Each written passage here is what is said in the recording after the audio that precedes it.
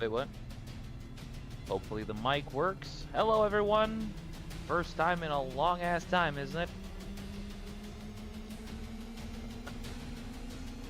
Hello, lady. Hello, Maureen. Hello, Melox. Hello, LGM. Yeah. Yeah. Do the Mushu thing. Hopefully hopefully it'll wake up or some shit. If not, it's just gonna be a shorter single guy stream today. So we shall see what happens indeed. Let's see, I need to fix something on this side. Can you guys hear me properly? The microphone goes through? I hope. First time streaming in a while, so I am a bit, shall we say, rusty? Let's see. Oh, come on, you. Alright. Tech. I don't like tech.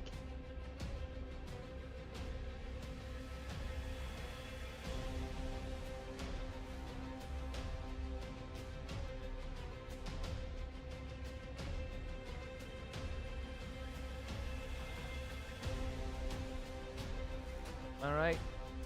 Might get joined by Bleach. There we go, finally. So, today's special thingy... yeah? I can always turn down the music a little more. There, does that sound better? Hopefully. But yeah, today we're gonna have a little bit of look-see because Procreate had a update. So this is the usual library I had with all the usual brushes. But afterwards, it got an update and has a whole ass new library with everything here. So I thought, why not just play around with it? So essentially, I'm just gonna do some sketches. If you want me to do a badly drawn version of something, YouTube friendly, feel free to give some suggestions while I just basically act like a child and play around with the different brushes. Been a while since I've done this, so hopefully it's gonna be good fun. At least that's what I'm hoping. Hoping and praying. Oh no. Let's see. There we go. Time will ultimately tell.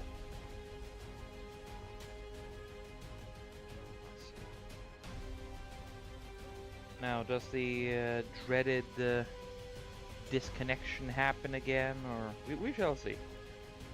I've actually warmed up OBS for a while, so it shouldn't be a problem this time. Let's see. So, how you all guys doing? Only times I've been streaming lately has either been when I've been on the Sultans or hanging out on Rose's stream. Who's also sleeping. Man, everybody's sleeping these days. I'm not sleeping. Hey, it's the Bleach. The one, the only. Be awake. Yes. That is a rare ability these days. Maureen, please don't jinx me. I really don't want the computer to explode on me. That happened once before, not again. Oh, I don't know. That could be fun. Oh, it's fun when it happened at work. I mean, it might be a little kinky, but if you're okay with it, you know, computers can explode whenever. As long as it's consensual, right? I don't have any drawing plans right now, so I'm just faffing around, just wiggling the squiggle, so to speak. So in other words, you're finding out. Yeah. I am. I can't unfortunately say all of it immediately, because apparently swearing is looked down upon on the YouTubes. Sadly. But what's in like the first 5 to 10 minutes? Which you seem to have a halfway to 10. You have a proclivity, my friend. Yes, I'm a sailor, I'm Norwegian. It's kind of part of the whole deal. Yeah, and it's the app is called Procreate, which is definitely kinky, I guess.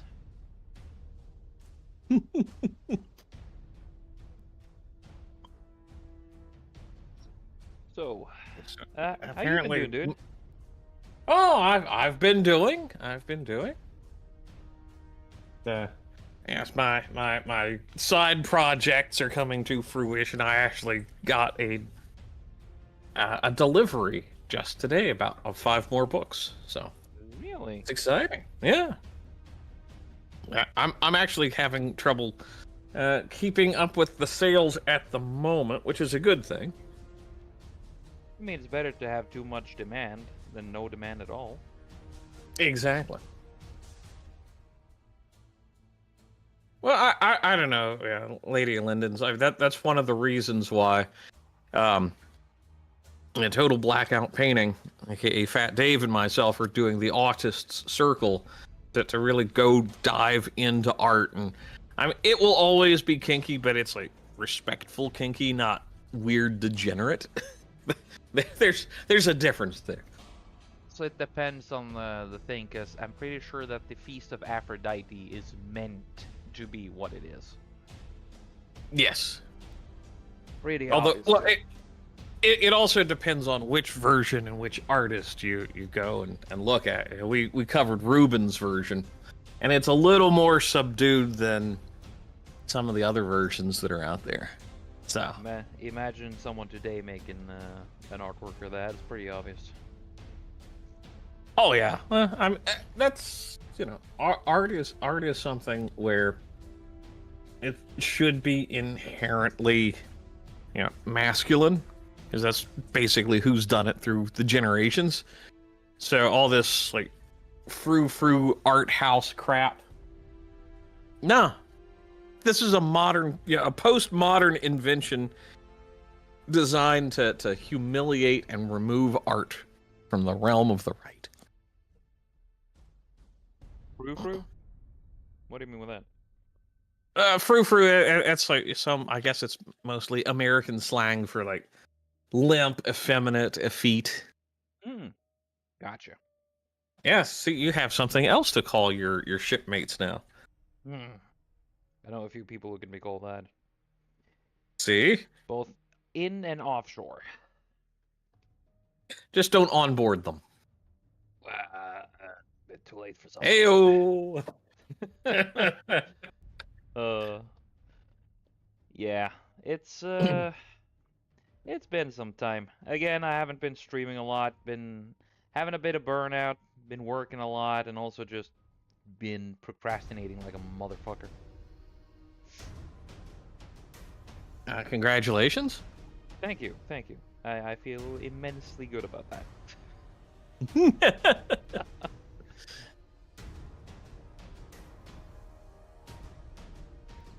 Yeah. So are you just trying out different brushes today? Yeah, just fucking around and finding out. Nice. Yeah, I'm Nice. close to 10 minutes. Oh, I'm allowed to swear. there you go. I was about to say I think you're like 37 seconds short, but Yeah, you said 5 to 10 minutes. Fuck it. Yeah. As long as we don't say any gamer words, that's what matters. True. Well, that's the hard part. Hey, I got euphemisms. Yeah, exactly. Like Nickelback, my personal favorite. See, you've got euphemisms, but sometimes that morphs into euthanasia. No, that's what you want when listening to some Nickelback songs. Well, if considering what Mao did to the euthanasia, yeah. Hey-oh. Well, there was definitely Asians getting you. Fucking hell. Yeah. Oh my god. So yeah, that's how it goes. Been checking around different places. Talked to a potential new workplace too. Ooh. On land, so we'll see.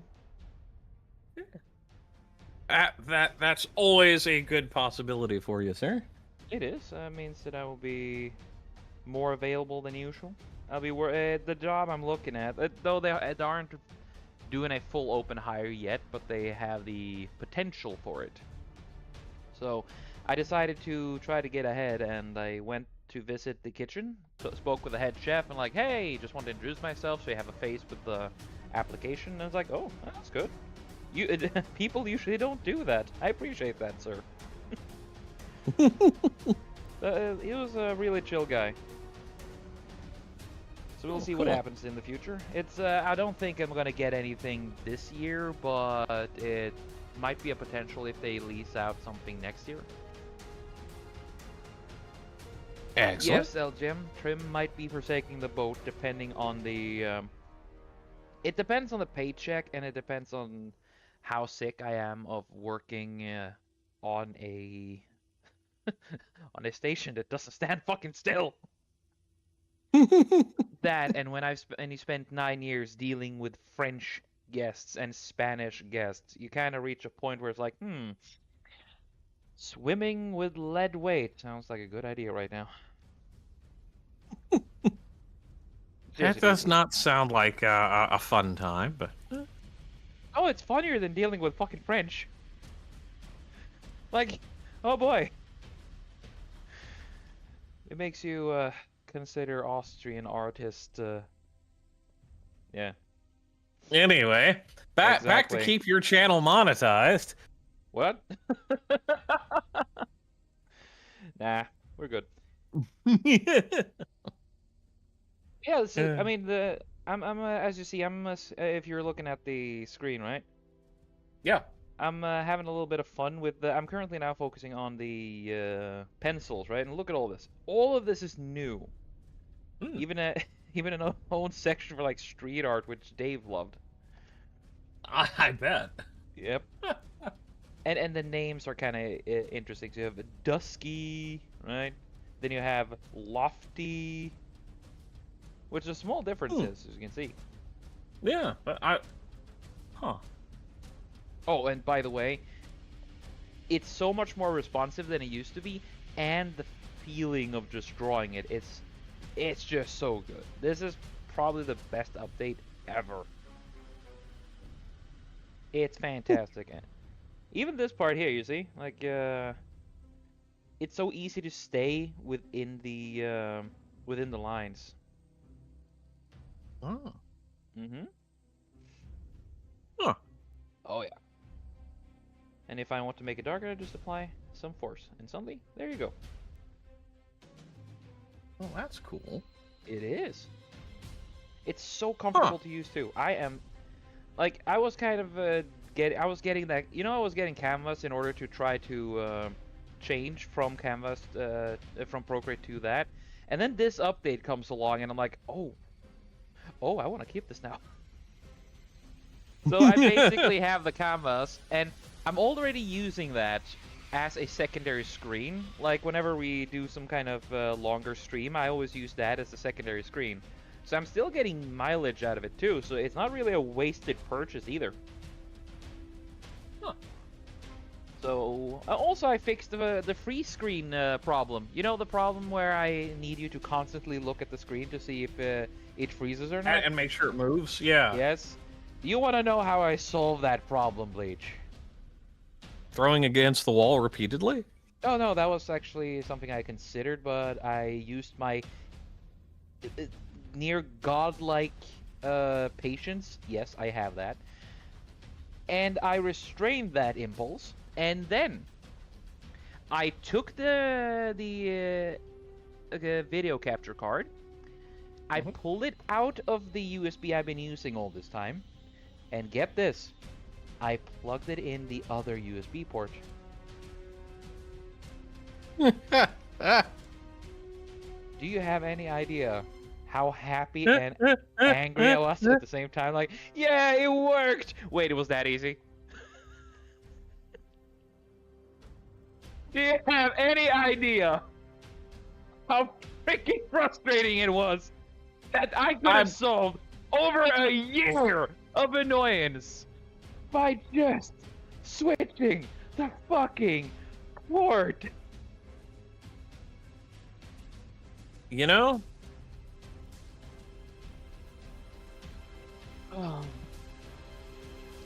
I'm going to say the most cruel thing I could possibly say right now. Ah, I deserve it. Why didn't you try this earlier?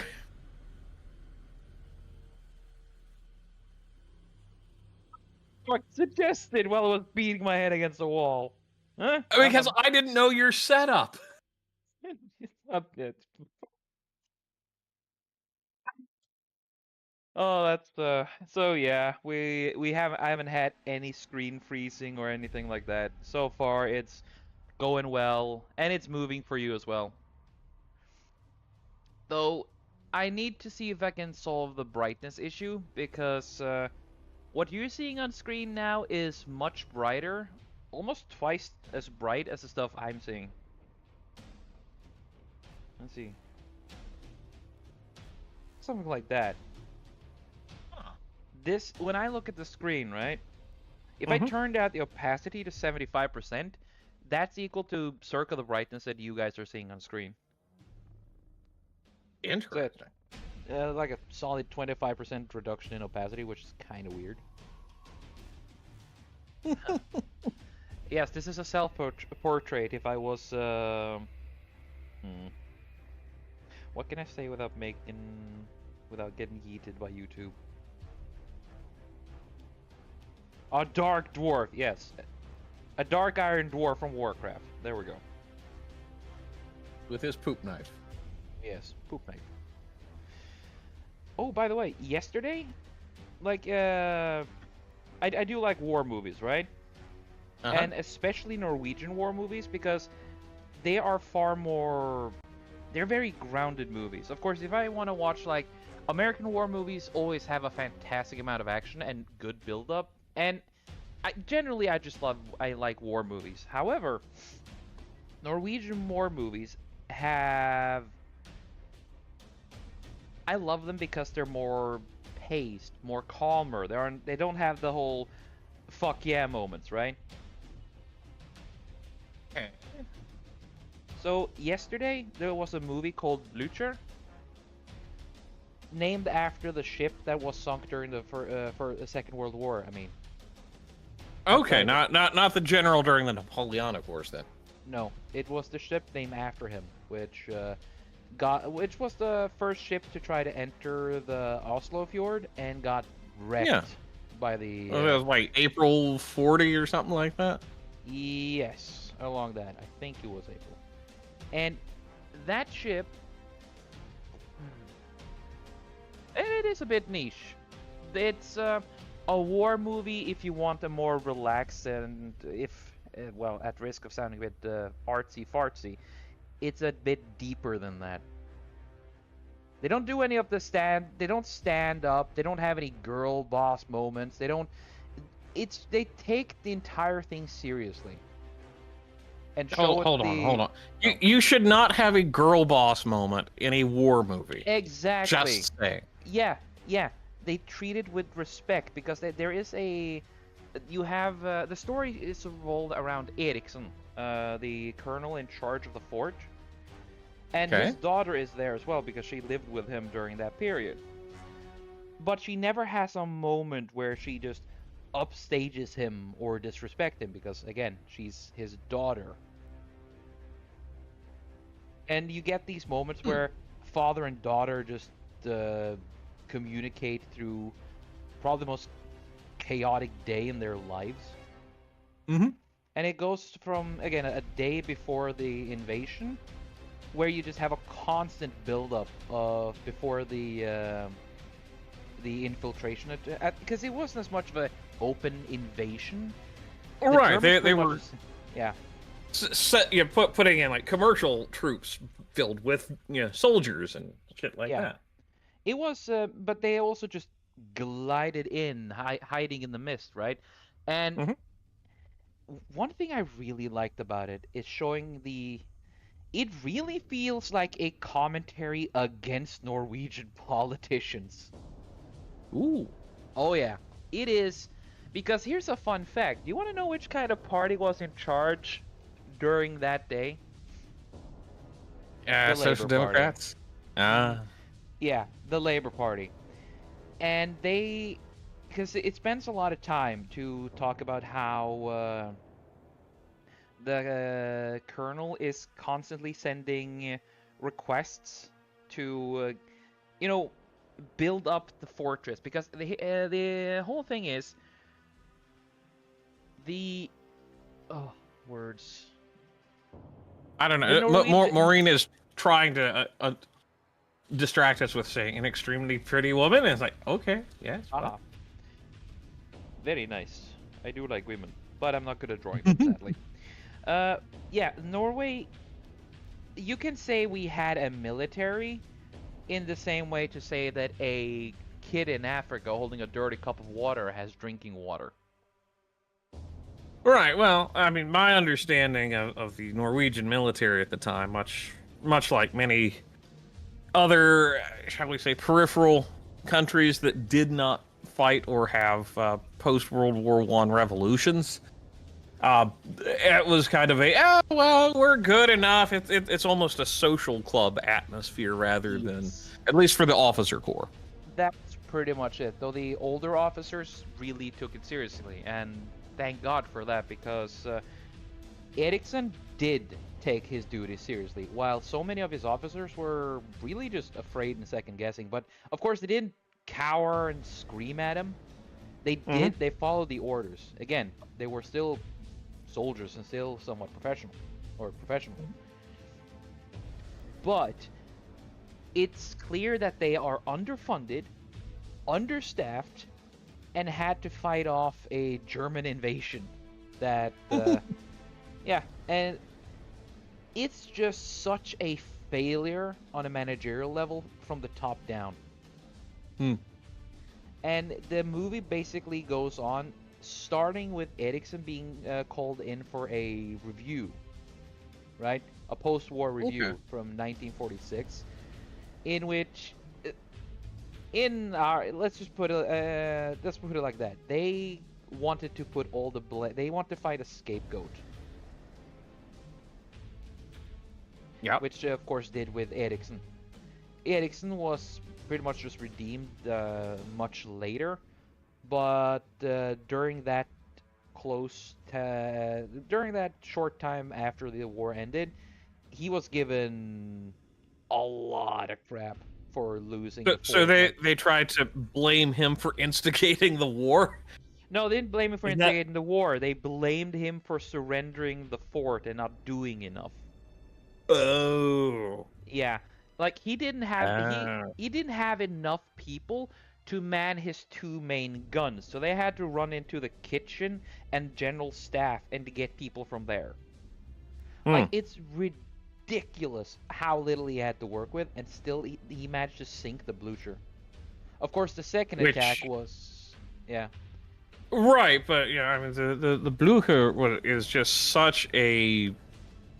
I mean, it was a really advanced ship for its time, being like a medium class cruiser of the Kipper class. yeah. Let's put it like this: that ship went to the Oslo fjord and then got shot at by three massive anti-ship cannons and got hit by Mm-hmm. two torpedoes before that thing went down. It was a warship, right? Yeah, yeah. And Akershus Festing, that fortress, again, it was a really lopsided engagement. Hmm. And the entire German fleet had just passed through even the because it wasn't the main fortress. Akershus Festing is the reserve fortress, half an Hmm. hour from the city of Oslo. You know, Hmm. the Germans had just passed through. Hmm. Yeah, Well, and you know, and the yeah. and I'm just again, correct me if I'm wrong, because the fortress itself was originally built in what? Probably, I'm just guessing, probably like 1850s or 60s, and got updated with some weapons probably through the beginning of World War One, which maybe what, like some updated artillery pieces and maybe like torpedoes or something like that. I don't know. Rich. They got a torpedo tubes and they got artillery cannons. So And it wasn't enough. It wasn't enough, and yet they asked in order to get stronger bunkers. Even like you had the Kupos, which is on the other side of the fjord from where the fortress is. It was a support battery. That's the third cannon, right? okay. Ooh, oh, dude, look, it smudges. Ooh. Oh, you can make some good clouds with this. She-Oak. She-Oak smash. Sorry. But yeah, the Kupos fortress. It was a small fortress, or not even a fortress. It was a gun encampment, I guess, with a single artillery cannon, or maybe two, but only one was functional because they didn't have enough people. Well, because and the reason why I kind of made that jump because for the dating of it. So that to me, a lot of coastal fortress fortifications started kind of falling out of favor after the First World War, given just how heavy the artillery was on ship, as well as aircraft becoming more of a thing. So you've got a fortification that it is going to be. I mean, yeah, you can mount heavy guns on it, but the actual fortification to protect the personnel probably isn't all that great if it's been neglected for. I mean, it would have probably been. I don't mean neglected, but I mean not upgraded and brought up to new standards for probably 40 years at best, if you're lucky. So. Yeah. Pretty goddamn much. And this dude used it. He had to go and take command himself, breaking regulations, but he had to. And on his order, regulations are only good until the metal meets the meat. To quote, we were soldiers once and young. Yeah, and which was proven true because, again, this thing, they built up this thing through the entire movie, right? Like, it's a 1 hour and 45-minute movie. And they built this up for like a solid 50 or so minutes. And when it starts, when the shooting starts, when the battle against the ship starts, it is amazing. And then and after the Germans have been chased away and the Bullied is sinking and the Germans, they're kind of drowning, because I think almost all hands were lost. 500 Germans died on that ship. Wow. Yeah. While during that attack, the Norwegian fortress didn't lose a single one because they got the drop on them. The other ships basically cut and ran immediately. They started entering like retreat formations when the Bullied was hit for like the second or third time. Because that, like, the Bullied took a lot of damage, dude. It's not really mentioned at least in the ways I've seen the reviews of that battle. They don't really point out how much the Bullied took before it was abandoned or before it started sinking. Oh yeah. And also you see on the military review, at the the movie goes in a medias res. You first see 1946, and then I like it that the movie itself is black and white until then, and it only goes into color during the events. Oh, that's cool. That's a neat choice. Very neat choice. And it's very clear that the people there are going against him. They're just, you can just see that they're after a patsy. Even calling in like soldiers who were not exactly opposed to him, but one guy who was a freshman there in the fortress and was very much follow regulations. Again, not an antagonist of it, but it was clear that he was not willing to do a lot of fighting. Okay. Again, not a because I can't undersell this, guys. They did what they had to, and when they were given an order, they followed it. They weren't bad people, none of them. But it's clear that they had their reservations, and out of all the soldiers there, they were the ones called in, right? So it's Okay. just the government at that time just doing a dirty play. And the guy in charge of the cannons, I can't remember his name, the sergeant in charge of the cannons. But he, let's see, give me a second. Is the screen moving or did it freeze? No, it's moving. Yeah, it's moving. You have fixed problem. I am great. Yeah, let's see. He, zone out again. So, and to anybody not in Norway, apparently the release title in the English-speaking world is the Battle of Oslo. Yeah. It should be Battle of Oslo Fjord, but okay. Hey, I mean it's movie people. Come on, you expect them to be accurate? No, not really. But it's a really good movie and a really good way to spend like 1 hour and 45 minutes, because you get the feel for these people, and you also get to see just how against the wall this dude is, because it's clear that he's a colonel who is a soldier. He was also close to getting his pension, so he was literally at the end of his career too, and he still followed through. And he still did his best, but when the Germans came back and started bombing the hell out of the fortress, and then the second warship came along and started bombing the hell out of them, he had no choice but to surrender. Especially when Kopos was taken over, the secondary battery. Well, damn, I can't find any place to watch this. Oh. When it comes out for DVD, I can try to send it to you.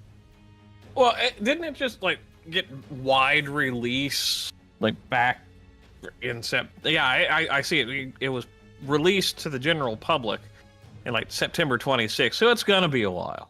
Yeah. Okay. It's a bye, lady. Nope. Hello, Mark. Have a good one. Yeah. Reading chat while talking and drawing at the same time. That's a multitask I'm not used to. Oh boy. But yeah, better you than me. No, right. At least nothing has crashed yet. Knock on wood. What am I drawing this time? I'm not really drawing anything. I'm pretty much just playing around. Playing around and finding out. Yeah. Half-o. There you go. That works too. I'm pretty much just having I'm just having fun while talking about a movie which I loved. Like, I love Norwegian war movies in a different way than I love American war movies, because I love them too, but Norwegian war movies they are slower. They speak of home. Yeah. Hello, Bassett. Nice to meet you, man. Greetings, sleeping man. To be fair, it is fucking midnight. It is. But yeah, sorry, I'm late, Trym. It's alright. I forgot we had shit scheduled today. It's okay. It's not the first time I've done that to you, so it's I'm not gonna hold that against you. You've done it the same day, like 3 hours later. I know, right? So that's why I'm not gonna give you shit about it, because that'd be hypocrisy. How's it going? What are we making? I am just fucking around and finding out when it comes to brushes, because I'm having a lot of fun just squiggling. Well, that doesn't look like fucking around and finding out. That looks like actually having a good time. Oh yeah. And also, I watched the war movie Blue Shit yesterday, which talks about the Battle of Oslo Fjord. And it's pretty much another reason to why I love Norwegian war movies. It took the entire situation seriously, it respected the source material, and it just showed how much of shit that colonel had to go through afterwards. an old man who was literally just months away from his pension had to go through one of the most important moments in Norwegian war history. Because if that guy hadn't made the call to shoot down the Blucher, the Norwegian king and the entire state apparatus would have been under German control. Which, well, let's put it like that. Norway would have become most likely would have become a stronghold for Germany instead of the captured spot we became. Captured domain. What do you call it again when? Are you talking about occupied territory? Yeah, occupied territory. Sorry, because we became just an occupied territory. But if they managed to get the king and the entire cabinet of the state, then we would pretty much just be effed. In so many ways. At least you're not speaking German. I know, right? And much of that is thanks to Eriksson and what he did. Just love the movie. How do you think he'd feel about the current state of Norway? He wouldn't be surprised because here's the thing: the government in charge during that time is pretty much the same as now. Oh my! There is literally a dude making yes, a I imagine he'd be very much like, hold on a second. I hung one quisling. Why did you choose to elect 50 of him? Yeah. Why did you do that in almost why did you do that 50 of him continuously in almost a whole fucking century? Dear God, this thing happened in what, 1940? Yeah. And we are now just 15 years away from that. No, it's 14 and a half years from the anniversary. From like being a century ago. Yeah. It's freaking ridiculous. Kind of scary, hey? It is. But here's another fun thing. We're only a couple of years away from a certain other things. I mean, we missed World War I's anniversary. Yeah. Kind of. What do you mean you did? Some of us didn't. Some people do respect what happened in the past. Some of us were broke at the time and remain broke. Yeah. So here's the thing. Here's the thing I want to add. This movie is clearly made by someone who he knows history because he didn't embellish the state in any way. What I like about it is that it's from his perspective, so it's really focuses on what he had to go through, which makes you sympathize with what with the shit he had to put up with, right? Which really, really kind of points at the Labour Party. And there's even a section in the movie because he made application after application of securing and strengthening the defenses of the fortress, and he's constantly sending more and more applications, just to be let down. And then he talks with his the sergeant in charge of their artillery weapons, his cannoneer, I guess you call it, or well, I don't know what you call that position, but he essentially just reacted, oh, so once more a typical Arbeiderparti decision. And I kind of have a feeling if this movie came out a little bit before the election, I don't really think people would, seeing how the AP did in the past, it might have, maybe not enough to change the election, but I don't think that would get just as many votes. Because it really pointed out that the current government is to blame for all the screw-ups because they denied the thing. It's like, oh, this is never going to happen to us anyway. It's not going to happen. Ha ha ha. We're letting our military just fall apart for nothing. Which is what this reminds me of? Those headlines where you see, well, why the military's falling apart? Or actually, no, it's why the military's not falling apart. Well, why it's falling apart, but it's a good thing. Yeah. It's a good thing until the German Well, Navy comes along. that's a good thing in a world where Russia and China exist to have a completely weak, pathetic, and utterly useless military. Mhm. Also known as the standard ABC article. Yeah. I So f- you Like, really get a feeling Trym, of their frustration. you're in Europe, right, Trym? We are connected to them. Last time I checked, yeah. And dangerously close to Germany. Yes. And geographically on the same landmass as Russia. Sea-wise too. Actually, we're closer by sea than we are by land. Probably. Yeah, you would be, actually, try thinking about. So, Yep. yeah, so you're in a similar geopolitical situation to us. So, here we are, Australia. Who's the closest military power to Australia that it isn't our direct enemy? Fucking Japan.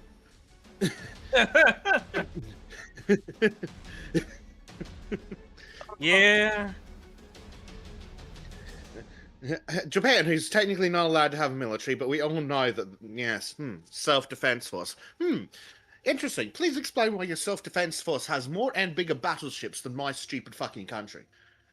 Because they took the American lead that self-defense requires heavy artillery. A bigger stick. Yes.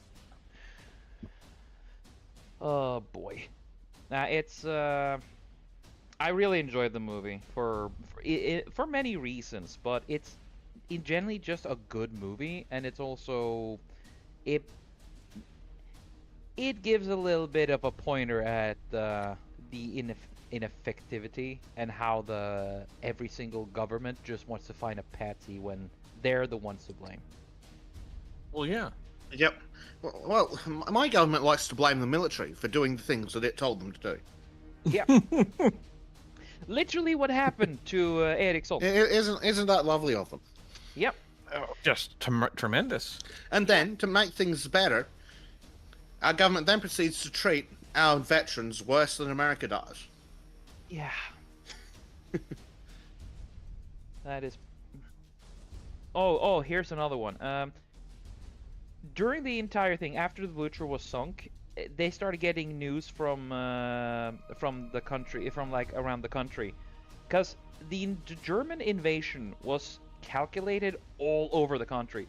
Trondheim, Tromsø, all of those places fell within short time after each other, except for Tromsø though. They could actually have done pretty well hadn't it been for the Brits and the French running away. I'm just gonna let that hang a little bit. And then Oslo pretty much fell the last because well, you can't really do much when one of your ships just end up sinking. Get fucked. And then they get the message from the government, right? Oh no, we didn't even guard the airstrips. The Germans literally just flew in and landed, and then walked in.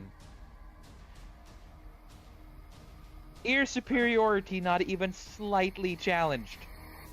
They just flew in, and imagine just entirety of your closest airstrip suddenly just getting a bunch of German military flights and nobody stopping them. They didn't even close down the freaking airstrips, just letting them in. I mean, on one hand, I can kind of understand the shock because it was a new form of warfare. Yeah. Sorry, are we But it talking about the wasn't Blitzkrieg? My unexpected. internet decided to commit seppuku. Oh. No, actually, So it's a good thing you got bleach on today. Yeah. But it's the thing is, even every single one, like especially the colonel, just wait, you didn't close the airstrip? They just landed and waltzed in? Although, let's be honest, unless they had explosive charges to crater the runway, that's the only way you can close an airstrip. Yeah, but they Yeah, didn't and even if you do that, it's not that closed when we start talking about World War II. Yeah, Yeah. but it could Because have we've got done, our it would friends. have done What is something. it? Correct me if I'm sure I'm sure the pronunciation is going to be fucked. Bleach will tell me if I've got the word itself wrong. What is it? Fallschirmjäger?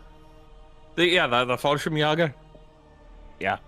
The or even more impressive at the Battle of Eben which was kind of in the Belgian Dutch borderlands, this gigantic unbreachable fort where the was it the Brandenburgers? I think it was the Brandenburger. It was a German. They were mixed Fallschirmjäger plus engineering troops, basically early special forces. And they just like landed on top of the impenetrable fortress and they had flamethrowers and dropped gliders and shit on it. It was really effective. Yeah, so stuff like that was revolutionary at the time. It was. But it's still like airplanes wasn't an unknown quantity. No, but air assault was, because that was something which was completely under development during the interwar period. Because the Soviet idea was initially to put soldiers on the wing of a plane and fly low and drop them into deep snow. There's video of that floating around. Oh, German, fucking Russians, dude. But yeah, it's the whole thing though is that they considered the considerations was made that they could use airplanes for transport, not exactly like in parachute drops, but they didn't know about the transportation quality of air, of course, and the bombing ones. What about the Russian air transportable tanks? Well, the Russians had that. The Americans and the British developed them. Yeah, but the Russian idea was mad. With the big gyroscope on it? Well, that one too. But one of their ideas was to land, drive the tank out around the side, and then crane on the turret. Meanwhile, the British are like, "Well, if we just make it small and put it in a hang glider?" Yeah. Which, granted, not going to stand up to even one of the first gen Panzers, but it wasn't designed to. It's just designed to be a mobile fucking pillbox. If you've got the only tank that shows up, you win. Exactly. Yeah. Which was very much the Italian idea behind tank design, but they put it on all their tanks rather than just their specialist flying around tanks. Because the Italians were just putting down rebels, and well, when you're putting down rebels, you're just making sure you don't get shot from behind a fucking tree. Then when the German, yes, well, they put all their armor into basically anti-personnel. Yeah. Then Mr. America walks in, flops his dick out, and says, "I've got something for you. It's called a Sherman." And they were basically punching straight through the Italian tanks. I mean, fuck. Get a big enough rifle and you could punch through an Italian tank. Yeah. Get a couple of 50 cals on it and brrr. There you go. Problem solved. I'm convinced that some of the early Italian tanks, you could probably go up and put the butt of a rifle into the gear and disable it. And they're just that shoddy. They are. Well, I mean, the Japanese did something very similar to a lot of the tanks until they're like, yes, maybe we should weld plate to our drive gear. Yeah, what was the High Go or Ishii Go? One of those two. Where it's like, basically, it was the idea of, well, we've got a tank. Like, yes, but it's not really a tank. Yeah, I mean, it was more of an Italian-style tank. Yeah, I think the Italians again, maybe not even that high. Yeah, probably. But yeah, the Japanese spent most of their time focusing on their navy, and which And- kind of understandable, being a fucking island. And to be fair to the Japanese, that they were mostly fighting the Chinese and the Thai, and it's like, what? Yeah, what Which, are you really going to be fighting against? Well, that's it. Which is it's kind of shocking to us, modern Westerners, unless we're aware of history. But China's wasn't an industrial well, China's barely an industrial powerhouse now. They're just the only country that's allowed to use fucking coal. Yeah. Oh, you're going to destroy the planet? Let the Chinese do it, where they don't give a shit. Yeah, let the Chinese. Oh, I rule the know. planet. Let's reduce our carbon emissions are counted by the country that does them, not the country where it's dug up. Therefore, if we send all our iron and coal to China and get them to smelt it and then get them to send it back, we've emitted no carbon. Please ignore the massive fucking ship that has to take it there, the actual smelting of iron with coal, and then the ship to bring it back. Ignore all that. China did that. Our emissions are clean. Yeah. I don't want to get into that too much because choice words. Oh yeah. But yeah, they were not an industrial powerhouse at the time of the World War. I mean, fuck, they just got Japan had just gone and done curb stomping them. Yeah. Well, and also, prior to that, they just never had a really organized industrial base. If you look into the period immediately after the Boxer Rebellion, I mean, military, a formal military was just barely functional after the First World War, when the nationalists under Chiang Kai-shek took over, and then then the communists engaged in a civil war. And if it hadn't been for that, Chinese manpower may have been able to withstand the Japanese, but they just didn't have the technology nor the industrial base. We're talking about in the warlord period. If you ever go watch Forgotten Weapons, where he'll bring out this thing that looks like a Mauser pistol, but it's in the wrong caliber, and it's basically handcrafted by Chinese slave labor. And that's what they were fighting the war. Yeah. It's like Khyber Pass on steroids. Oh Lord.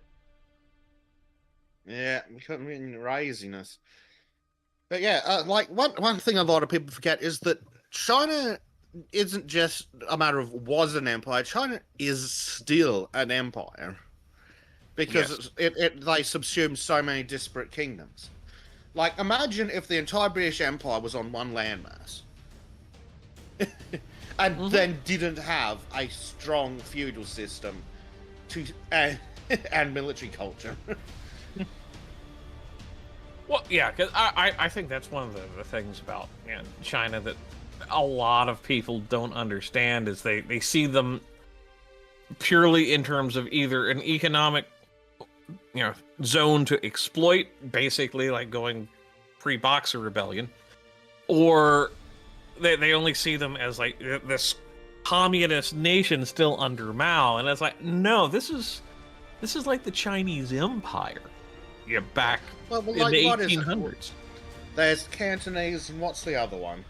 Mandarin. Cool. Most people don't realize that those are East Coast languages. Yeah. You think you can go to the border of fucking Russia and speak Cantonese or Mandarin and be understood by more than one or two people? Yeah, so someone who's not an official. Again. Yeah. You think you can be understood by someone who doesn't work for the government?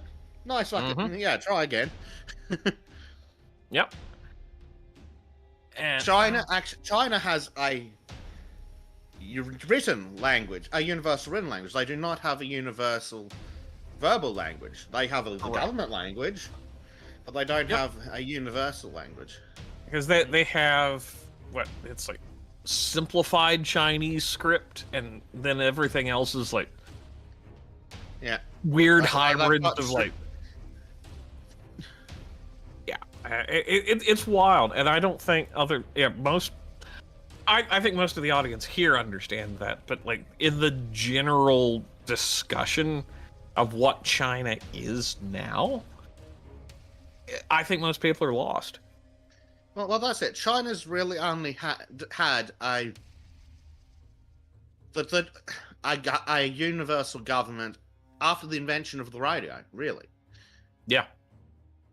Before that, before that they didn't even have a universal anything. Before that, they were fighting civil war after civil fucking war. Like, the only reason they don't have civil wars now is because Mao killed off most of their fucking people. Yeah. Or they went to West China, Mhm. also known as Taiwan. Yes. Oh, West China's big China. Oh, that's right. Yeah, West China is Taiwan. West Taiwan, and then Republic of China. I always get them backwards when I'm not thinking. About Yeah. it. That's fair. Hey, it's a monkey. Hey, base. Ah. Hello. But yeah, so yeah, going back to the time of World War II, even they weren't a massive unit, and especially being so big, so early, prior to the planes being quite as sexy as they are now. Like, Well, and you want an army? Cool. We're going to send our conscription order. It will take 2 months to reach the city, and then it will take 2 months to raise the troops, and then it will take another 4 months for them to be shipped to where you want them, and then you've got to train them, and if you're lucky, in a year and a fucking half, you've got troops.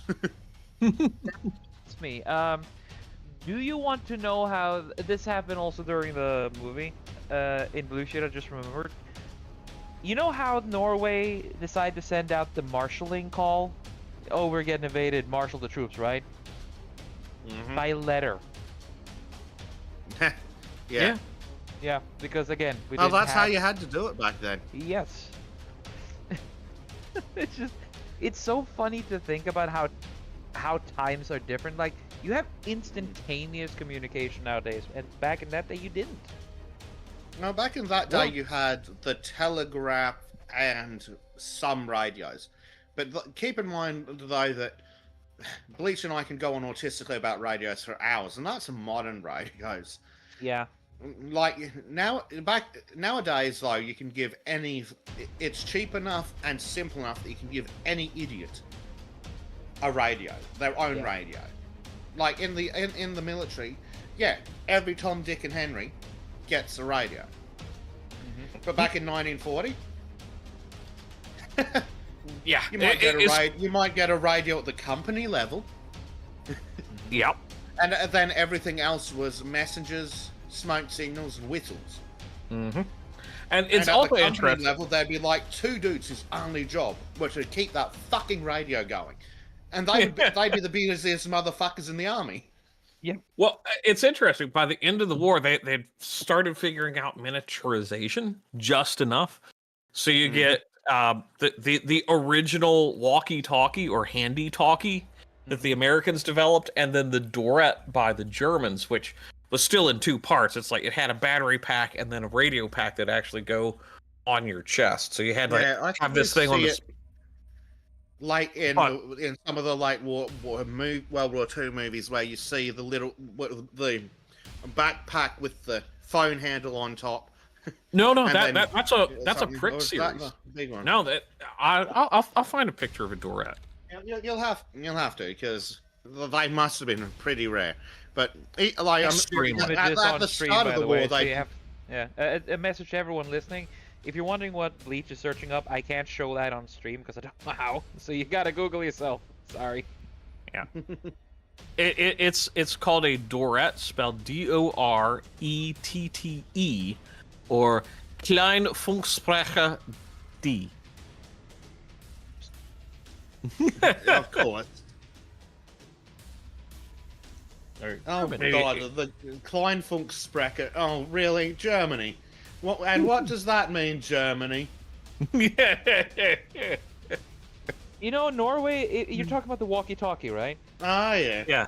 Yeah. You want to know what kind of word Norway has for walkie-talkie? Is it Walken Sprechen? No! Because the most dumbest and descriptive word for walkie-talkie is walkie-talkie. So we just said, screw it, we'll use the Americans because it's easier. Yeah. You just adopted the word, huh? Exactly, because that's what Norway's all about. Make it as descriptive as humanly possible, and if not, we're just gonna steal it from the ones who made it. Yeah. But yeah, even though the ones we see in the World War II movies are a backpack with a phone handle on top, those weren't in existence at the beginning of World War II. Correct. Really. Although it was interesting, because they did start like developing that during the war. Everybody did. It was kind of fascinating. But the thing that really struck me was it was only the Americans and the Germans. They're like, well, what if we could just like not care about range and just have it so it's like within a mile and just walk around and talk to each other? And I'm like, no, that's mad. That's absolutely mad. And well, that's it. All you need, because you can always have some dickhead hiding behind a tree somewhere with, get this, and this is where things get really crazy, 2 radios. Mm-hmm. Bless it. You madman. Oh my god. Oh my god. Fucking, I love German. Kleinfunksprecher. Small radio talker. Yep, yes. There we go. I genuinely love believe German. that one of the reasons why Germany lost the war is because their language is so overly fluffy. It doesn't need all this extra fluff.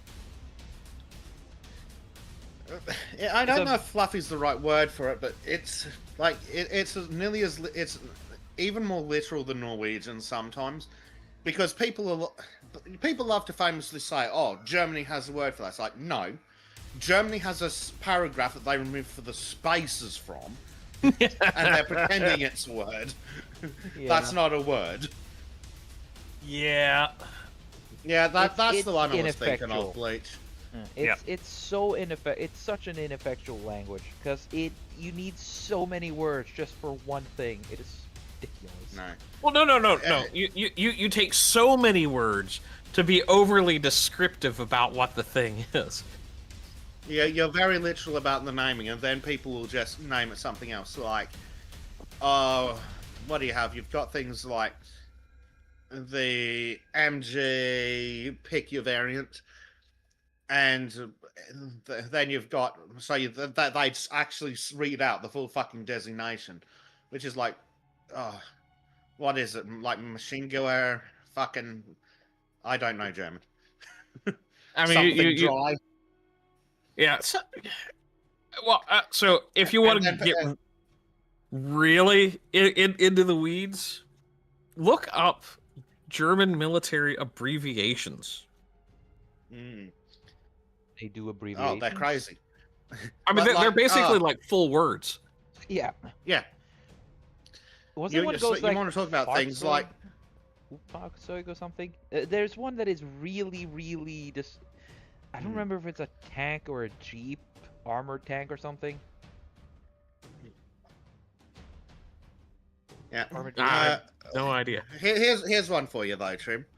So the Germans had something called I think it's the Pak 32. That was an anti-tank gun. Would you like to guess what Pak stands for? Panzer. Yep. Fuck, I can't remember the word. A word. Abwehr. Abwehr. Kanonen? Yeah. Correct. Ah. And do you and what's the translation of that, Trym? Which helps because you're very close linguistically. Anti-tank cannon. Tank defense gun. Oh my god. Tank defense gun. Great.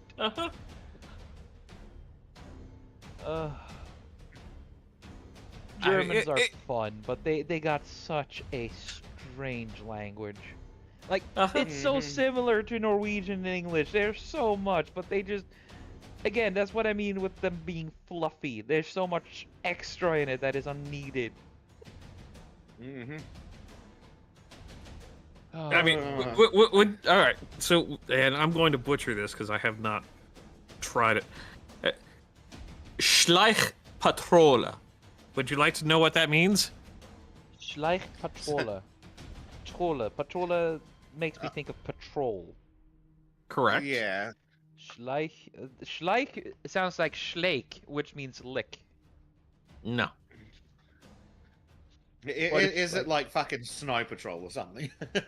No, it's recon patrol, but the Schleichen means to crawl or creep. So it literally means creepy patrol. Oh my god! Yeah, makes sense though. Yeah. A slow, ponderous patrol. Yeah. Yeah. Oh, by the way, guys, from Marco, listening to you talk about war stuff really makes house cleaning seems less of a chore. Ooh. Hey guys, what do you think about this? It looks fancy. Yeah, I'm not I've entirely turned. sure what's. It looks like weird magic bullshit. It is. I have no idea what I'm drawing. I just made something and then I started making stuff. Again, just this is a no plan kind of thing. Having fun, and I am definitely having fun right now. It looks very interesting.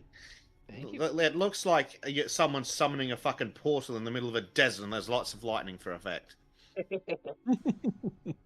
Yeah. Yeah. I like this. So I've decided Marco to says that German language is like their engineering. Ah, slow and autistic. Yes. Yes. There we fucking go. So I put in abbreviation in both in chat and our internal text. Right. Oh, good lord. Vaumba. Yes.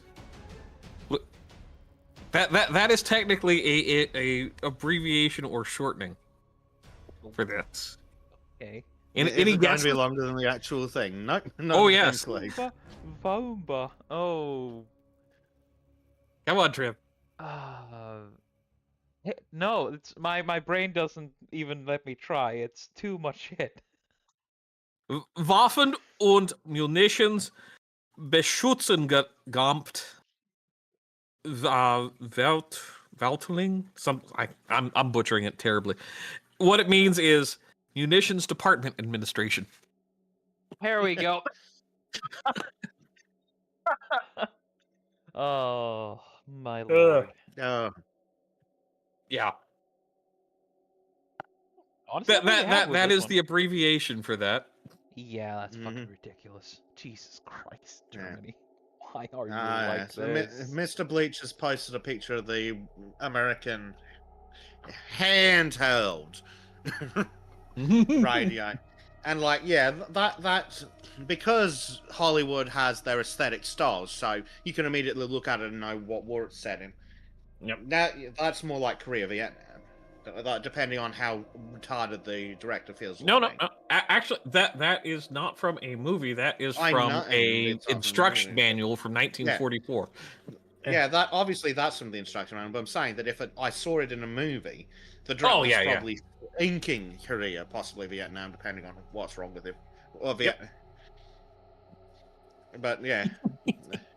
The one above, with the guy carrying the backpack, whose one job is to keep the stupid thing running, and the officer talking on it. Yeah, that's World War II. That's the one. Mhm. Like, yeah, like you say, the one at the bottom was coming in. But yeah, like it really does make sense when you're, especially when you're not doing fucking trench warfare, Oh yeah. to be able to, even if it's only over a mile, be able to control things more directly. Being able to maneuver at least platoons, potentially, independently. Especially when you're dealing with cities. Well, so Being able to keep patrols in line and as they moving advance through the and city and things. not shooting on your own men. Yeah, remind me how well that worked out for America and Vietnam. Yeah. Vietnam. Hey, just a few words is necessary, and then you guys start the longest. You guys are you guys are so fucking in sync when it comes to these subjects. I fucking love it. Well, for Vietnam's like one of the 2 times Australia can claim military epicness. Really? And part of, yeah, because the Australian troops in Vietnam were like, standard doctrines of war. Jungle. Nah, fuck that shit. We're going bush vikings. Which really pissed off the Viet Cong. They like the Americans though, because they'd engaged the Americans. The Americans had pulled back, called in air support. Yep. Which was the end thing at the time. The Australians, on the other hand, they'd find the Australians, engage them, then more Australians would come out of the fucking trees. Like Hey, fucking mate. drop bears. Yep. And the Viet Cong would be like, hold on a fucking second, that's our tactic. Just you have a Viet Cong just going around as like taking on an Australian, and behind him he just hears, "You're in my territory now, mate." I'm You I call mean, that that was- ambush. This is an ambush. Oh, you want to talk about an ambush? Try the Battle of Long Tan, which I'm sure Bleach has heard of. Oh, I don't remember that one. Please give us a history lesson. Well, you ever heard the Sabaton song about 50 to 1, sword face the guy? Yeah, try that, but it's been Vietnam, and the one is the Australians. And there's machine guns involved. Oh, dude, look at this brush. I find a lettering Weaverly. Wait a minute. Oh, that's kind of fucking sick.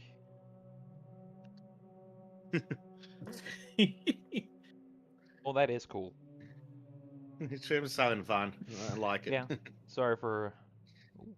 No, you're right. So, Battle of Long Tan was, conveniently, Wikipedia tells me, 108 Australians versus 1,500 to 2,500 Viet Cong, or, according to the Viet Cong, 700. So, 7 to 1 if you believe the Viet Cong, or fucking 15 to 25 to 1 according to the Australians. Casualties, 18 killed, 24 wounded on the Australian side versus Australian claim 245 killed, 350 wounded in action, 3 captured. Or according to the Viet Cong, 47 killed, 100 wounded. I'm going to say the fact that there's actually mentions of captures. I'm going to trust the Australian claim a little bit more. Yep. So yeah, basically the Australians were hanging out trying to keep control of an area. And then they Weren't they on, accidentally like, a- walked into a massive fucking patrol of Viet Cong, I believe. Weren't they on like a rubber plantation or something like that? Possibly.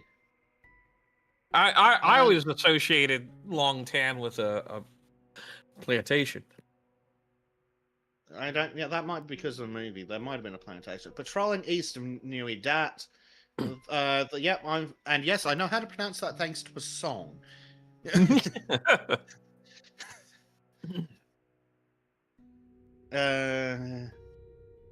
It's in which one is it? There's like 2 songs.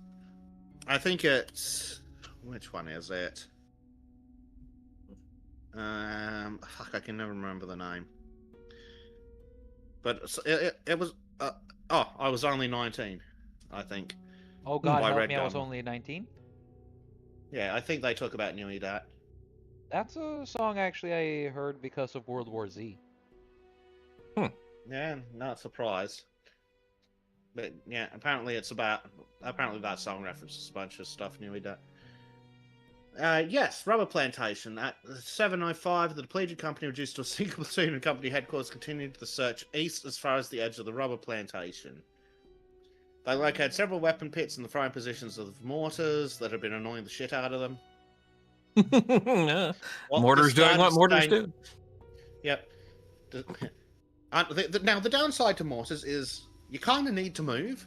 Otherwise, well, 1966 was late enough that artillery was as accurate as the observers. Yes. Unfortunately for the Viet Cong, the Australian observers were really good. Oi, catch! Because they catch! apparently... Yeah. And then they lob it straight at their face. Because apparently they found discarded stone clothing nearby to confirm that their artillery was doing effective counter-battery. Yeah. And of course the fact that the pits had been abandoned. Oh, hey guys, look at these dot things, right? They seem to be all in line. What makes the difference between they're all in the same regardless of where the what's it called again? It's all within the same regardless of positioning. I think Prime might be right. Alzheimer's has struck. I can't remember things. Oh yeah, it must be working on a background grid. Yes, background grid. But what decides the size and the cloudiness is the force. Pressure? So You know when where did that'd you... be handy, Trym, potentially? Some comic style stuff. Yeah, which is kind of fitting, because this one is actually called comics. Yeah, well, that'll be why then. so my question is, Trym, when did you decide to draw a album cover for David Bowie? Wait, that's an album cover for David Bowie? It looks like it, yeah. Huh. It's like his post-mortem album. Oh, shit. No. Huh. Oh, there you go.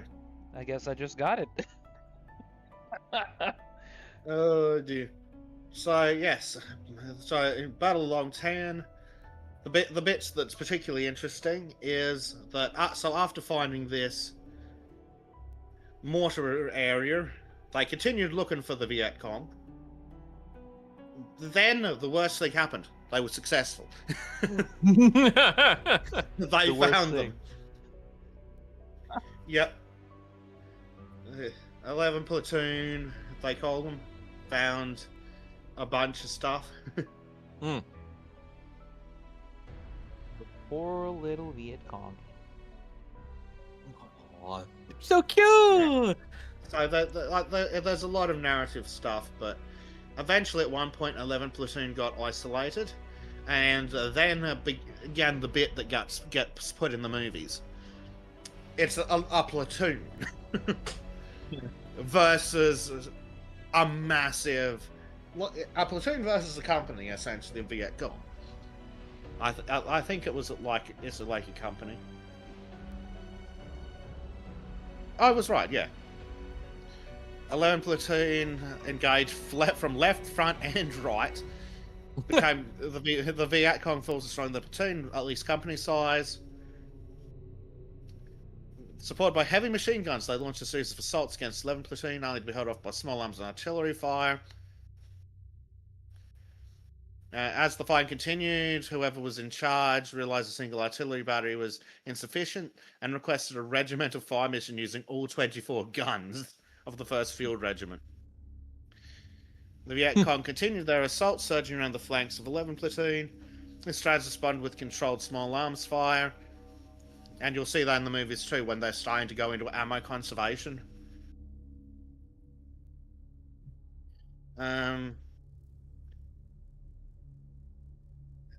So the commander requested another regimental fire mission. It's still unable to see the rounds land. He had to work entirely from radio communications with the platoon. Oh, he was the artillery commander. Adjusted the fire over an area using just a map based. Less than 20 minutes after the first contact, more than a third of 11 platoon had been killed or wounded. Several 60mm light mortar rounds were fired towards the D Company position. And although they landed to the east, they further separated the remainder of the company from 11 platoon.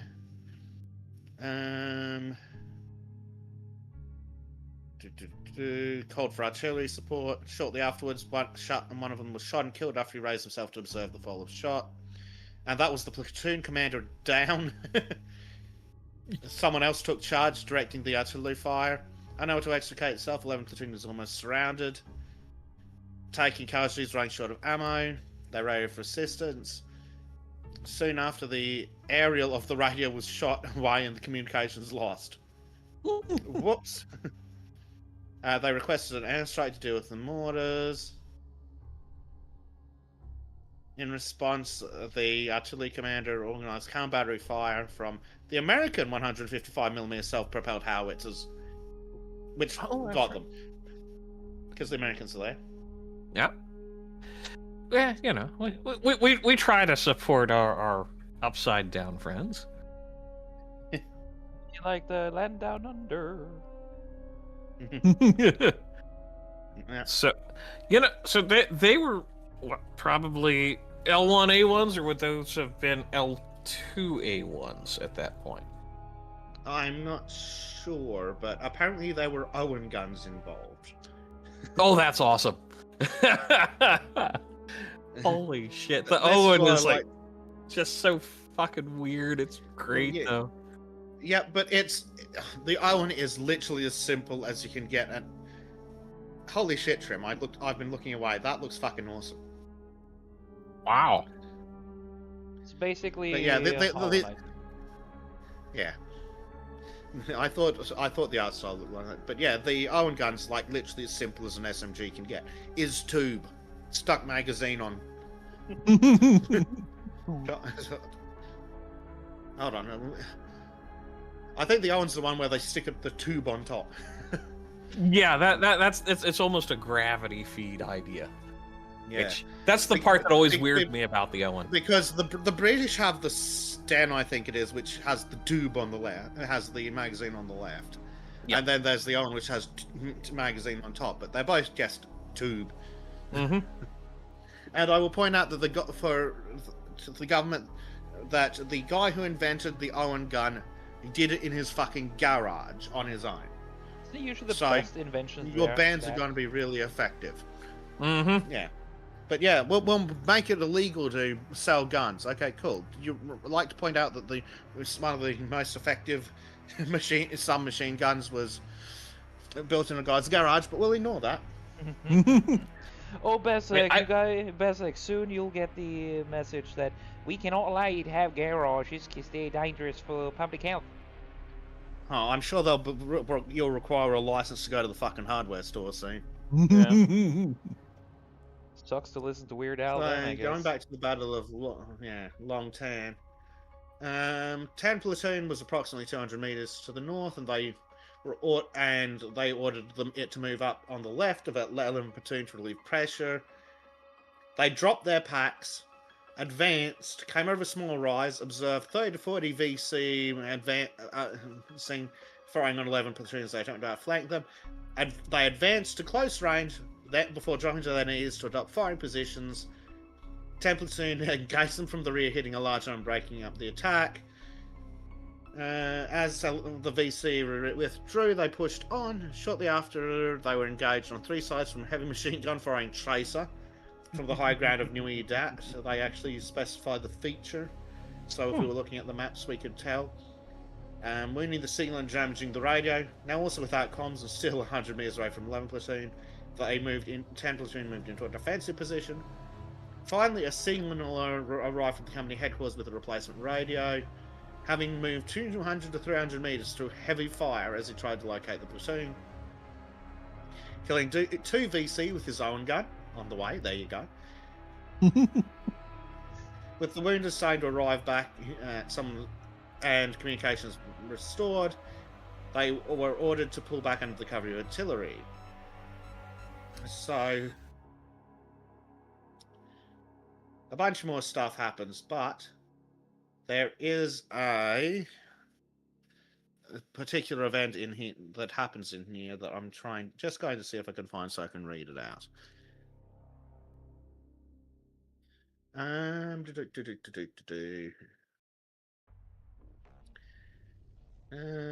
The aftermath's annoying. Recovery.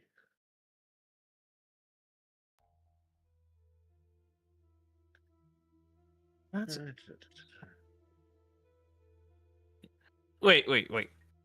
Evelyn Owen, the inventor of the Owen gun, was only a private in the Australian Army during his year of service. Yep. Oh, what the hell? Talk about fresh blood. Yeah. That's Mhm. beautiful. But yeah, just and apparently he took it in to be assessed on the train. Back when Australia used to be a real country. Yeah.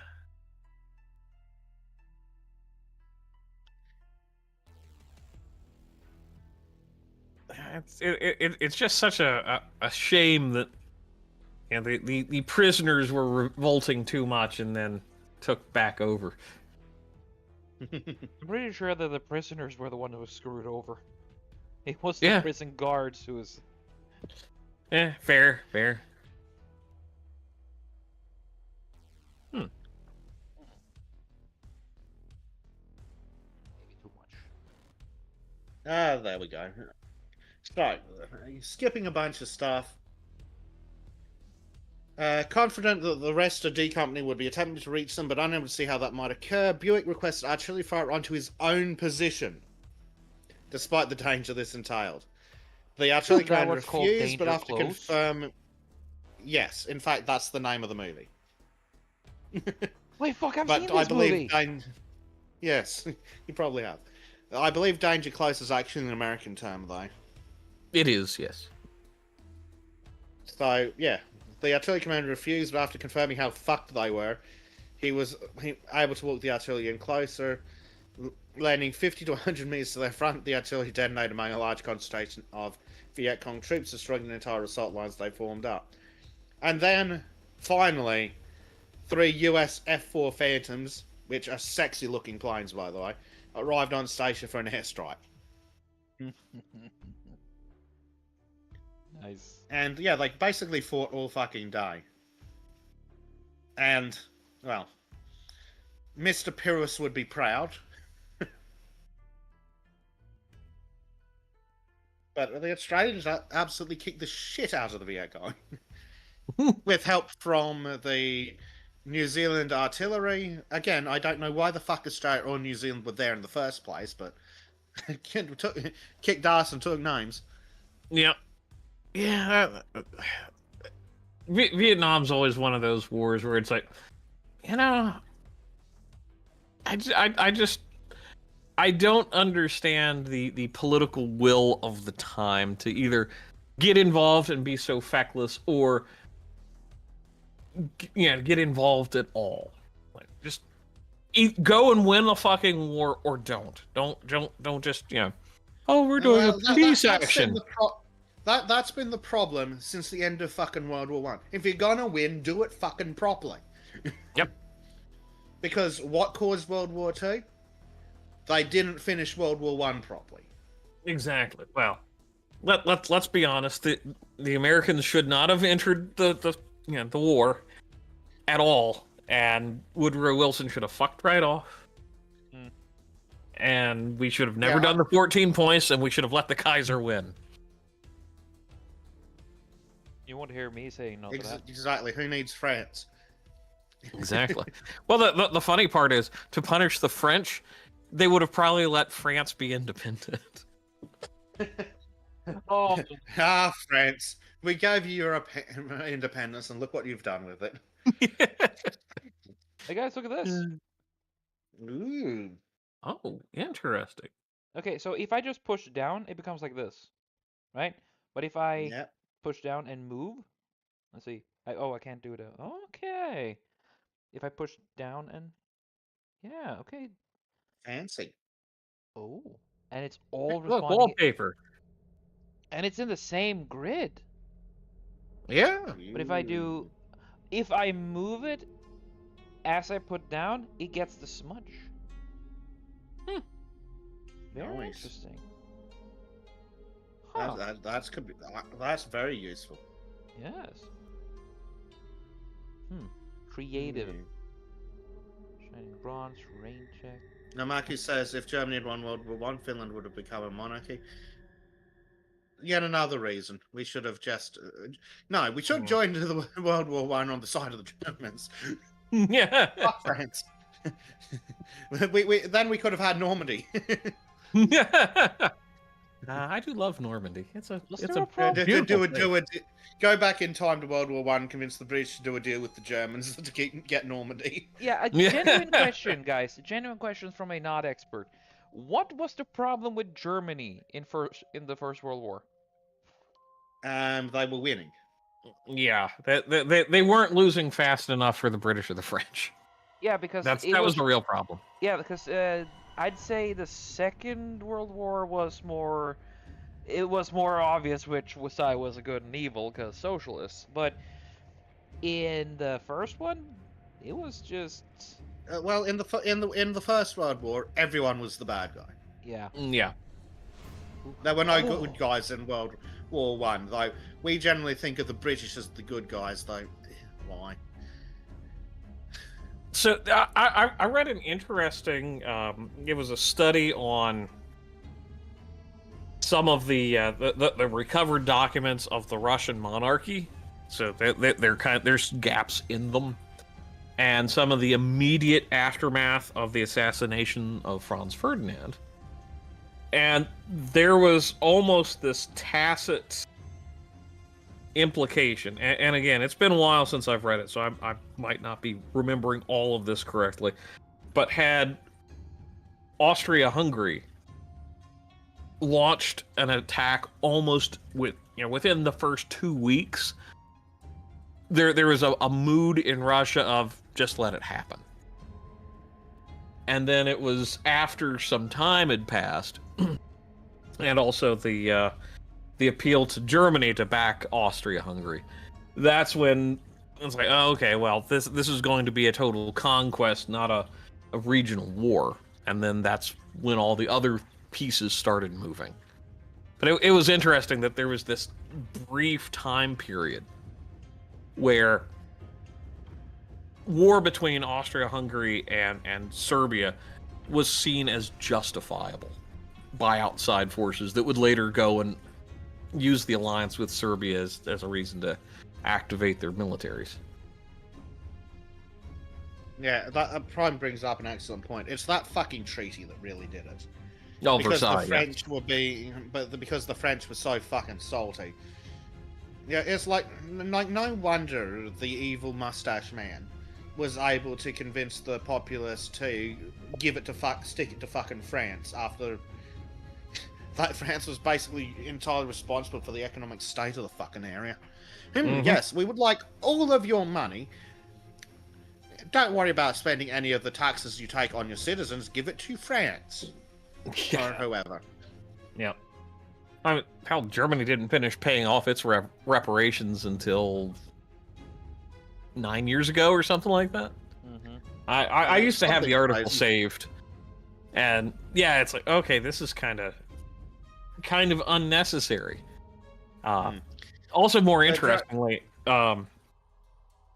just looking at some of the reasons why France wanted to go so hard was they had sucked during the last reign of Napoleon III, in the Franco-Prussian War, and that's how Germany became a country. Yeah, it's like, oh, we're going to go to Sedan, and it's worthwhile visiting the place. There's not much left because, oh, the French shame, and it's like, yeah, no, they done fucked up and gave Alsace-Lorraine to its proper owners, Germany. And that's why they were so salty with Versailles. Yeah, it kind of adds up, but Versailles was a shit show, and it in a large part led to World War II. Oh, it totally led to World War II. Well, like, to mobilize, what was it? Was it the Wehrmacht? Wehrmacht, yeah. Like, the SS is one thing, but to mobilize the Wehrmacht with what's the word? Casus belli. Mm-hmm. To get one that would be convincing to the Wehrmacht. Well, thanks, France. Yeah. Well, kind of the German Civil War immediately after the First World War, and compare that with, because I've been going through some regimental histories. The German attitude in the immediate aftermath was, oh well, the war was not won, but it was not lost. And then Versailles comes along, and it's like, yes, you're to blame for everything. It's like, but we didn't start the war. It's just that attitude in some, because I've regimental history written by the same people between 1926 and 1940. Or the two publication dates, and there's a very different attitude about the end of the war, and it's fascinating. Yeah, and then you fast forward, you have a collapsing Weimar Republic with all sorts of decadence and degeneracy. You've got the economic downturn. You've got runaway inflation. And then you have some relatively young war hero. Not what we'd actually consider a war hero, but he went to war, came back alive. Talk him up a bit. Reasonably compelling speaker. So I just I saw a thing on, was it Tick History, going into the fact that this particular individual was part of the two Bavarian Socialist Republic attempts. And not just like a foot soldier, he was a spokesman for one of the soldier battalions. You twice. Don't say. Yeah. Well. Funny you should say that. Just gotta leave that hanging there. Yeah. That was history I didn't know. Put later that they're not real socialists. Sure. They don't even know what real socialism is. Yes. Please ignore the workers' movement. It's not socialist. That's right. Yeah. It's no. It's fine. But of course, it was a workers' movement. Again, economic downturn. The government's in free fall, which means that civil works projects are fucking dead. Oh yeah. I can't imagine why a workers group with a spokesman who's come back from the war, the one where France fucked you over, who can speak a bit good. Then you add in some suspicious economic activity, add in a lovely little false flag attempt, add in a couple of coups in a row. Some are less obvious than others. Or rather, it's a lot more like a couple institutions got couped, then they were elected to the government. No parallels to modern universities. Yeah. Sorry, did you say something, Trym? No, I have no idea what you're talking about whatsoever. Yeah. No, it's dangerously easy to see how that was convincing to the public at the time. Pro tip, for example, why do you think during the great thing that we probably shouldn't name, even though YouTube has now admitted that it was working directly on behalf of the Biden regime to censor people for talking about it? Yep. We won't name the thing, but you all know what we're talking about. So why do you think that during the great enforced work from home period, yes, that bottle shops were still open? And no, it's not the excuse of, oh, but the alcoholics might die. Firstly, source. Secondly, don't care. Thirdly, I'm sure it's completely got nothing to do with bread and circuses. Yep. Well, the thing I always remember a saying that my father came up with is there are few things that people can do without, but beer and bread is one of the things that people must have to function. Yeah. Even Yeah. if you don't drink, for society to function. Hmm. And that's the thing. For most people, especially the normies, because normally we talk a lot about the midwits. The midwits are going to destroy the world, but the normies don't tend to get excited unless they're impacted, really, or because they're so busy with just getting on with shit Hmm. that unless there's it's so obvious in the media, like, or it's impacting them personally, they'll just do as they're told because they're too busy trying to fucking feed themselves. It's almost as if the Norwegian rule of not, or Norwegian norm of not inconveniencing someone is there for a reason. Exactly. Yeah. But Little do yeah, you know that Norway and Scandinavia in general is really subverted. mm-hmm. But yeah, normies are too busy getting on with living. They've got better priorities than paying attention to all the shit the government's doing, like feeding themselves, working, trying to find someone to spend this suffering with. The normies are busy. Yes. So yeah, that's. But if you close the bottle shops, especially after you've made working from home mandatory, how long do you think it's going to be until the normies start asking questions? Well, The government are evil. They're not always stupid, but they are definitely evil. have been, always will be. It's what they are. Yeah. That's one of the most important lessons I've taken from the enforced homework time. Never trust the government. And that is one, and honestly, that's something that makes me a bit happy because all, a lot of the newer generations have the same kind of view now these days, Mm-hmm. which is good. A lot. Yeah. The government is what shocks me is that the government's fucking with the greatest circus ever made. With all this, like, oh, we're gonna ban teenagers from social media. It's like, cool. What do you think 17-year-olds are going to be doing while they're not on fucking TikTok rotting their brains? You think it might be paying attention?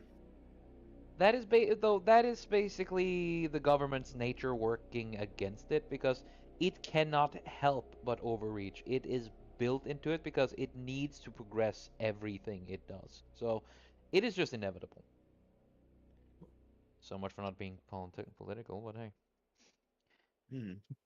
It's an interesting concept because it is a historical fact. There's so many nations that started descending once the ones in charge overreached.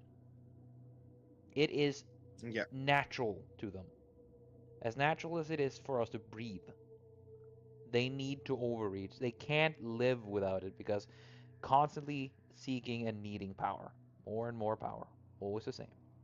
Hmm.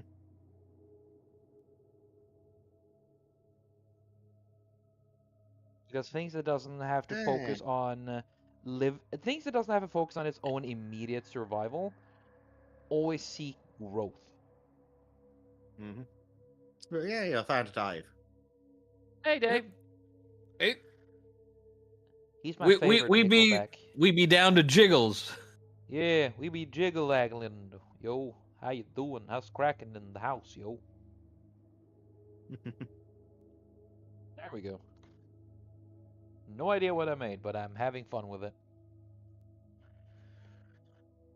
All right, just draw some eyes on it, and it looks like some techno hippie at a rave. Kind of. Or But somebody, nope, not gonna go there. That's not YouTube safe. Write it in the chat if Oh you. yeah, no, I'm already on that. Where are we going with this? I wonder. Ah! uh, sorry, I'm thinking about Mario Kart now. Those are nightmares. There you go.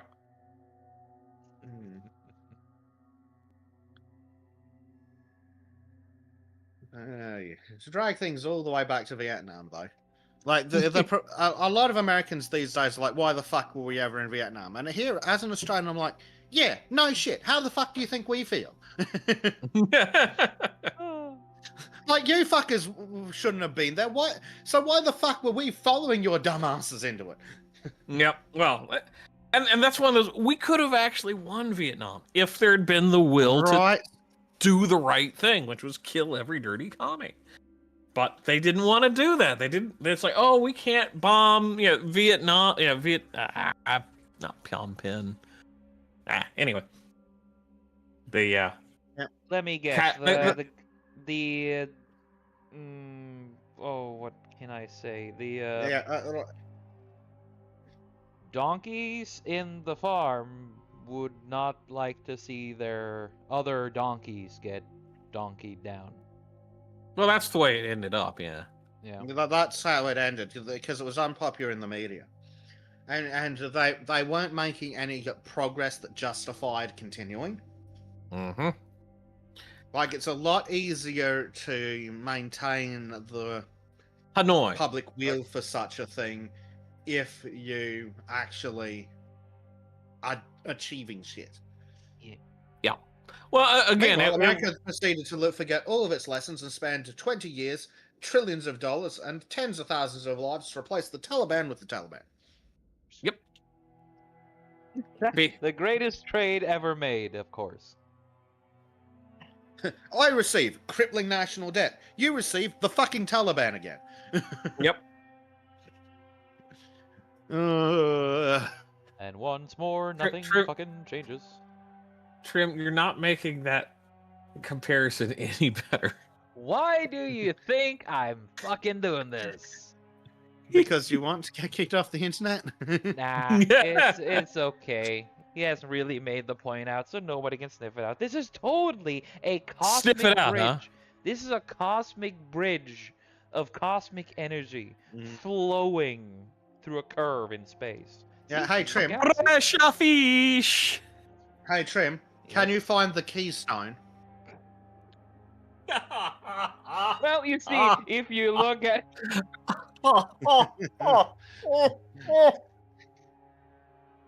I am saving that one. I am saving that one.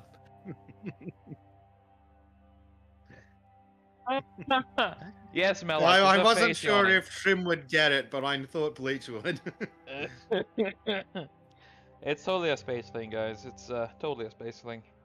Yes. A little face yawning. Yes. Yeah, yes. totally. Oh, wow. That actually fit me. Are you going to stuff that in? Yeah, I mean, it looked like it needed some filling,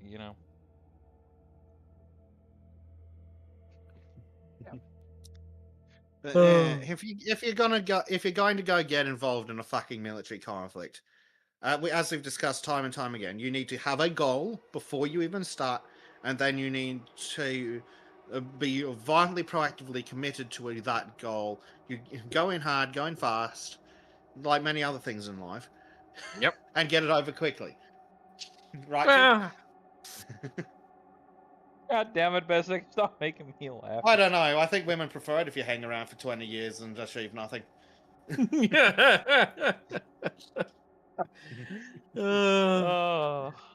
Yeah, it's a soy jack. Yeah. It's totally a soy jack. Dave got it.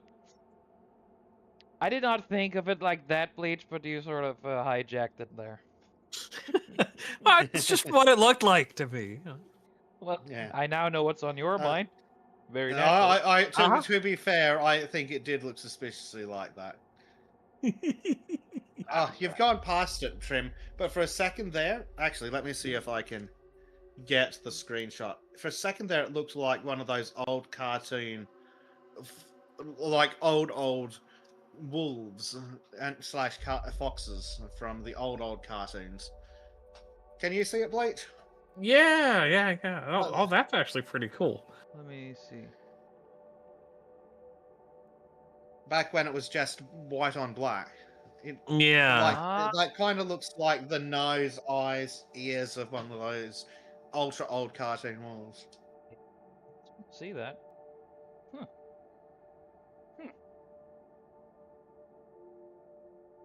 Good old pattern recognition. Apparently, it's acceptable when you're talking about art, but not when you're talking about. Yeah, but Yes. patterns are only in art, don't you know? Yeah. Only in art. Yes. Yes. Nothing. And nothing else. mathematics. Oh, that too. Mhm. Well, not anymore. Yep. Patterns is a, what was it? Fluid concept that, something dark side. Yeah. And also, have you guys ever seen Brock Lesnar's daughter? No. Or maybe. Can't say that it rings a bell. You should. Okay, let me see if I can get up a comparison photo. Yes, this one will do. It's appropriately low res for Bleach. Oh my fucking god! Yes, apparently, despite the fact that looks and are so genetically heritable, that happens. But you can't, and somehow she's also a successful athlete. So both looks and physical ability are genetic. But we're never allowed to talk about intellect for some reason. What intellect? I mean, you could probably rub the two IQ points together and start a fire. And by a fire, I mean like a small smolder. I'm not talking about that individual in particular, but again, even if we are, it just the IQ comes from where? Purely economical sources. Yes, clearly. Purely. The Prime's like, wait, looks like Brock, so like the female psycho warrior. Yes. Yeah, pretty much. Yeah, pretty fucking much. It's I first thought that would be the son, but then I remember you said daughters. Like, holy fucking shit. Well, at least there's proof that either dude ain't on steroids, or the steroids have become part of his genetics at this point. Yeah, but well, genetics can be so obviously physically, but apparently, and even putting aside the thing that we're thinking of, it's fucking social scientists are all like, oh, but it's all about nurture. There's no nature involved. Meanwhile, same people are like, well, it's obviously both. Yep. I mean, like, obviously, two smart people have a better chance of having a smart kid. unless but if you the then mother proceed to was stick it in the basement and not feed it, it won't actually grow up to be a genius. So if I get a daughter, I lock her in a tower. She's not gonna be socially well adjusted. I don't know. Please ask the government in, let's see, 13 years. Okay. Oh, speaking of which, The Guardian had an article. Oh. Let me just post that in the forbidden places on the server. What else? Well, I'm scrolling through the wrong chat. Yes. Yes. School closures in UK damaged very fabric of childhood, says The Guardian. Who could have predicted such a thing? Oh, yes. Us, 5 years ago. I have no idea what you're talking about. This sounds more like conspiracy theories. Totally. Well, warning. Get out the tinfoil hat and give it a polish, Trym. I wish when it was just conspiracy theories. Mm-hmm.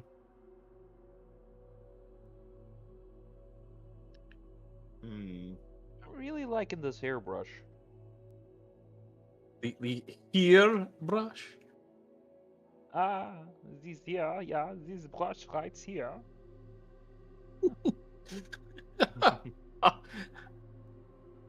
What do you think about now?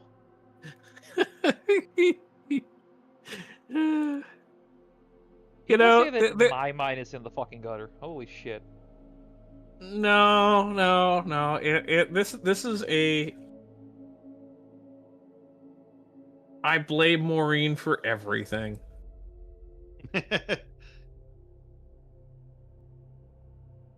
That's Okay. reasonable. We'll Yeah. blame Maureen. Fair. Because she's a woman. Probably nobody here gets that reference. No, Maureen, you are not innocent. You are most guilty, and I have evidence. Her job makes her guilty by just existence. Sorry, Maureen. It's just how it is.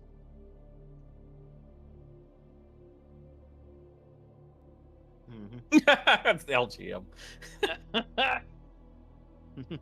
Yeah. Yeah.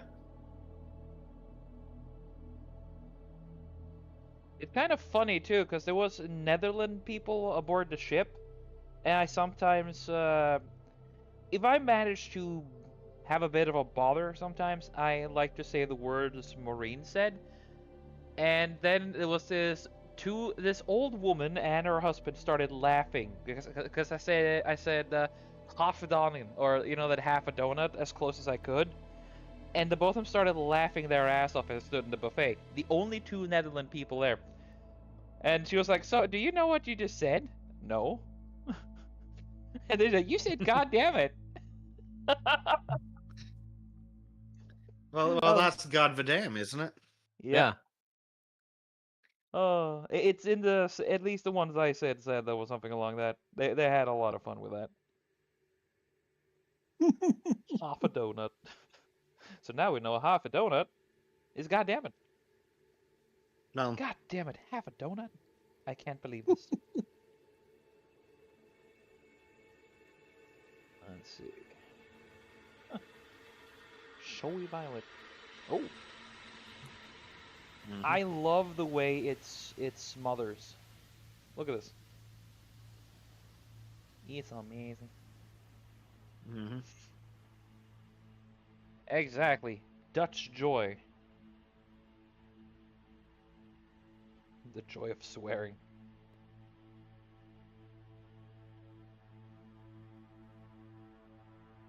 Yeah, I'm having a lot of fun with these new brushes, guys.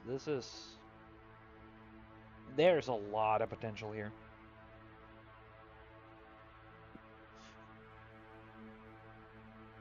If there was a way to do vector on this, that'd be really fun. What are you laughing at now, Just please? Procreate not too. Nothing. I'll be back in a little bit. Oh dear. Well, what is he doing now? Do we even want to know?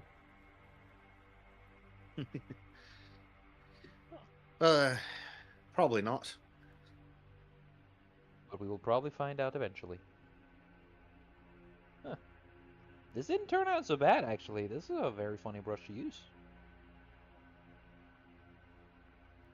Yeah. Oyster catcher. Huh.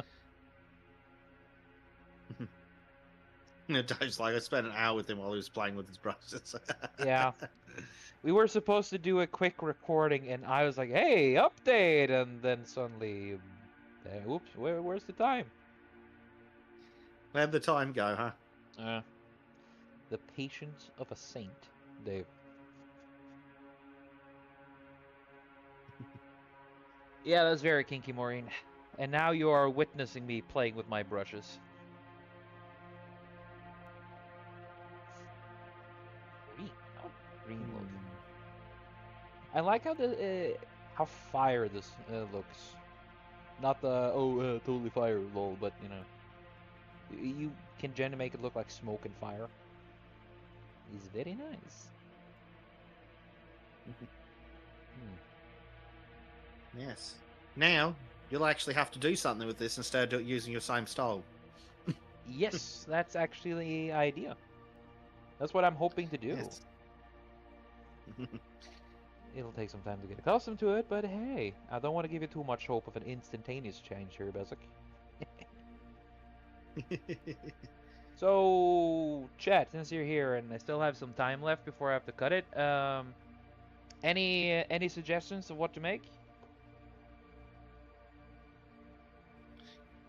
Step right up, step right up. The Bismarck. The Bismarck. Oh yeah, make a fucking battleship to the dude who can't do technical drawings. Very done, very well. I know, lots of straight lines. It'll be Ah. great. No, If I could beat you, I would.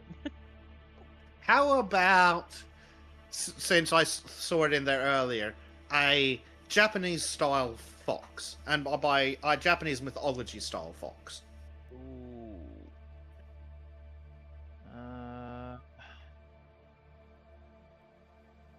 Let's see. Give me a second. Not a kitsune per se, LGM, but I mean a fox in Japanese style. Yeah. Let's see. How do they look? Give me a second. I need to find this one out. Yes, Japanese fox paintings is what I'm googling. Yeah. I mean, you can go for a kitsune if you want, but I'm not taking that chance just yet. Let's see. Just need to. I think I know how it's done. I'll give it a.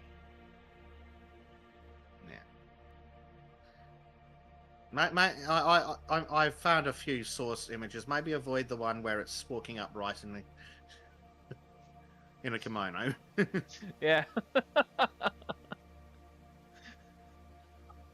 Fucking bleach in that fucking image.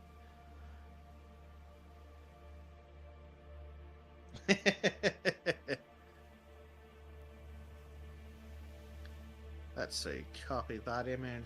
Paste it. Copy that image. Paste it. Okay, that's not what I was thinking, but it works. You've gone very mythological. Yeah. Not quite certain how to do it, but so. Oh, you're doing one of the, you're being inspired by one of the statues. Cool. Yeah. That's the best way I could actually do the whole mythological thing. Hopefully do that some justice.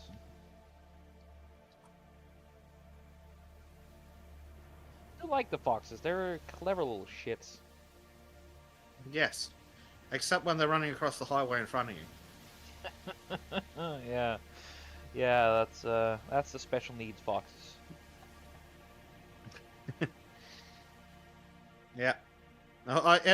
One night it was fucking wild. I was driving along, had to slow down because I saw some dirty fucking roos on the side of the road, and I'm giving them the death stare, like, don't fucking run in front of me. Look back just in time to see a fucking fox tailing off the road.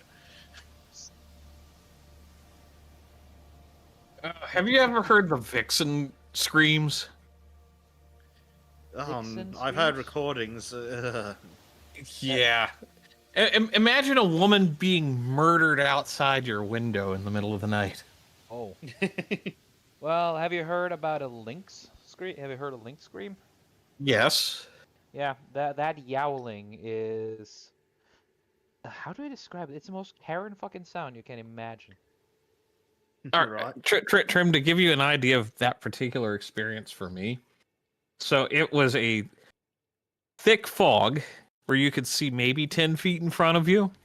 Oh no. While in the woods. Oh, I think I know where it's. And I hear this thing go off, and I'm just like, you know what? I am out. I'm just leaving right now. It's like, yeah, I know it's with these woods. Yeah. Fuck you. So that was fun. Let's do this again. Never. Beautiful, amazing. Yeah, I'll see. Never again. Yeah.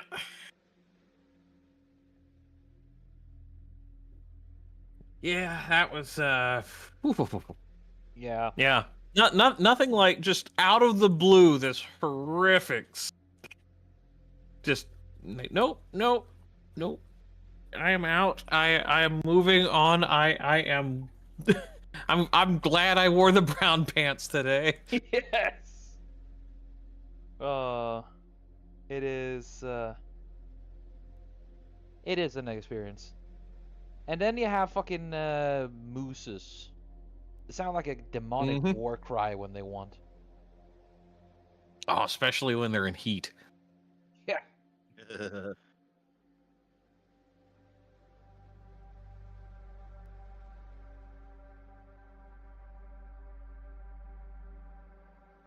I'll figure that out later.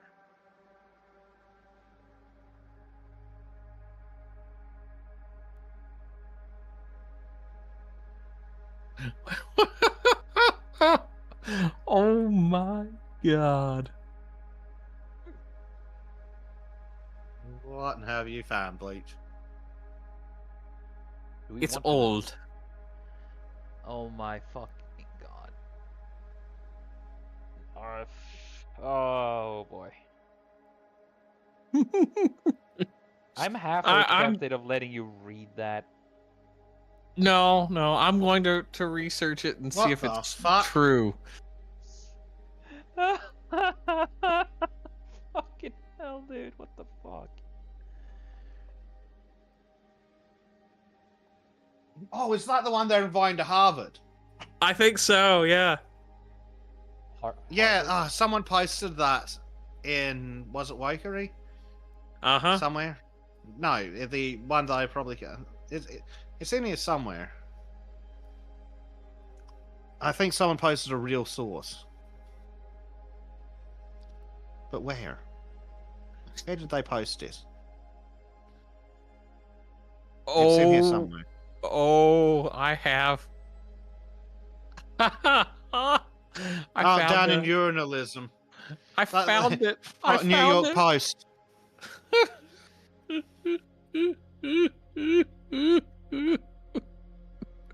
Oh, there's essays. That's a broken laugh. Yeah.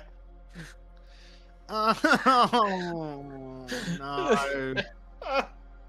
Wait, this shit's real? Not only is it real, but Harvard's hired it. Oh, the height of intellectual study, ladies and fucking gentlemen. Harvard used to be respectable. Yeah, I used to. Then now we have whatever the fuck this. Ah, fuck. I am so glad I don't know how to show shit on Steam, because this on stream. That's a good thing. Yep. Fuck. King hell. That is Oh, no, just no. yeah. Everyone in the server just Speaking- jump over. Like, holy crap. Yeah, speaking of streams, I'm sorry. It's just What now? decolonized drag. Ah. uh, You know, Bleach, there are some things. There are some things that should never be said. This is one of them. But it's YouTube friendly.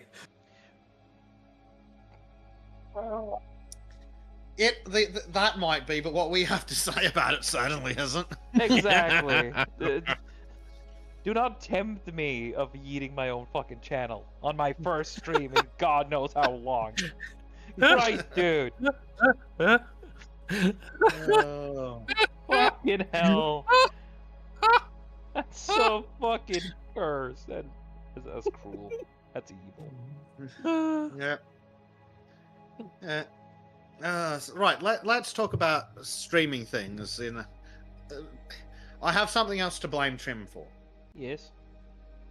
I was talking to Trym the other day about some of the tech that we've got set up for when we eventually when we do more streams, either the Valheim one or just other things where Trym's coming along for the ride. It allows me to put what Trym's looking at on screen in OBS, and I'm like, "Ooh, I could do buttons for this," and then I accidentally bought a Stream Deck. Spent an ungodly amount of money on a fucking Stream Deck, and now I have buttons. You are welcome. I have lots of buttons, Trym. You have buttons, and you shall make use Yeah. of said buttons. So, Trym, you know how I showed you that I could have Bleach cam in one corner of the screen and Trym cam in the other, and I could turn them Yes. on and off? Yes. Mhm. I now have a button on a Stream Deck to turn each camera on or off independently. Or That's so I can cool. go to a full screen version of it. Really now? Yep. It's We a are going very places. fancy. We are going places. But yeah, that means that if Trym does wander off and get himself into trouble, I can press a button and show everyone. Exactly. It would be But kind of cool if fuck you managed me, to do. stream decks are ungodly expensive. Oh yeah. Because more people do streams, so it's you can actually start gouging a bit. Yeah, it's definitely just gouging. There's no way it costs anywhere near that much to make. So that may hey, since we are all here, should we try a stream before I frick off in next Tuesday? Well, since you mention it, what are you doing on Friday around 8 p.m., Trym? 8 p.m. Trim at time or? absolutely nothing. At Trym time? Excellent. Cool. I think it's 8 p.m. Trym time. Yeah, I I have don't know what... I have something at midnight in trim time, but before that, nothing. Cool. Disco's moving, so she's not going to be available for Friday night shenanigans. Yep. And it sounds like she's probably out for next week as well. That's why she and I didn't do anything yesterday. Yeah. So why not do some hell diving or something? Yeah. On and try the multiple Friday. camera angles. We can try the multiple camera angles, though. We'll see how well my computer holds up. Fair enough. Work harder, Bezek. Earn more monies. I'm not looking forward to the job starting. 2 weeks. As soon as I get that computer, I'm fucking out of there. Yeah. Speaking of work, by the way, Bezek, I went to the other places. You know the one where I made an application? I went there and I introduced myself to have a chat with the head chef. And he was very happy with me taking an initiative like that. Even though I didn't get chosen for the job, he liked it. And he said that next time we have a available position, he'll keep me in mind. We sat in his office and talked for like half an hour. So basically, I'm doing my part to make sure nepotism works on my side. Do not redeem, sir. Not that nepotism. I'm talking about the one that actually is decent. Because Yes, I'm somewhat competent for the job. I like to think. We would like it if you thought too. Hey, I'm only using my brain on special occasions, okay? I only have so much of it. My fucking brain cells are a high-value commodity, and I can't waste it on too much stupid shit. Ooh, speaking of stupid shit.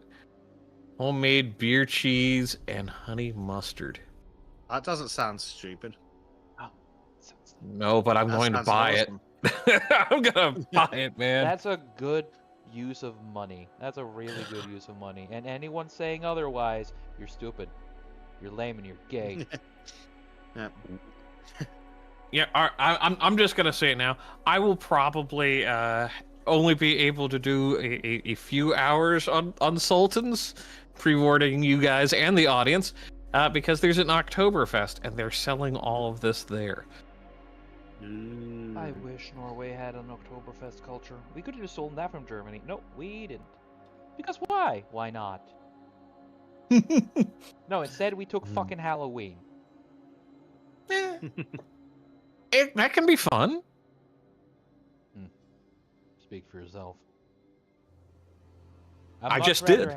I much rather have beer. In some Wait, cases, you don't do a beer or treat? now that is not a bad idea. That's what I do at my house. Well, I get suddenly got a lot more interesting. Yeah. My instead of a shield maiden, I have a brew maiden. So she brings me beer and I drink it. That is based on how all relationships should be. Exactly.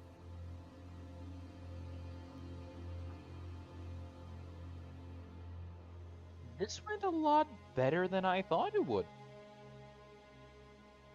Congratulations. I'm just sorry. Just looking at how this is turning out. It's not perfect, and it's much of a rush job, but I've done way worse.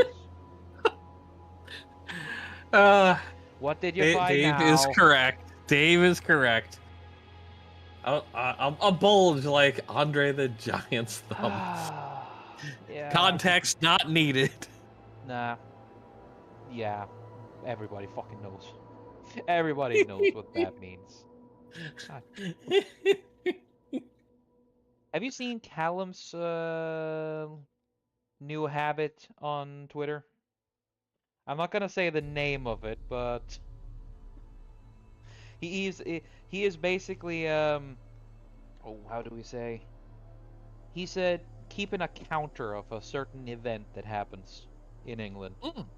Yeah. Diversities, yes. Yes. Diversities per capita. Pretty much. Day one. One day without diversity. And he never. I think he got past 2 once.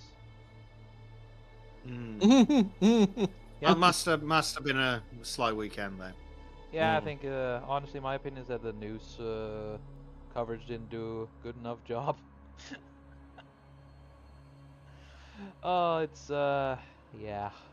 Yeah.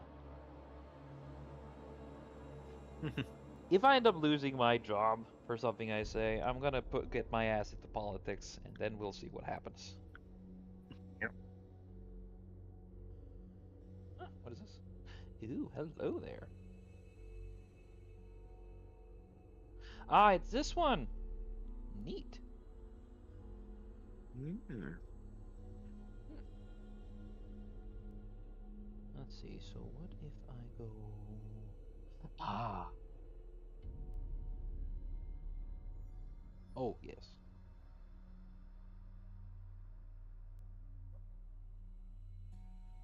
Hmm.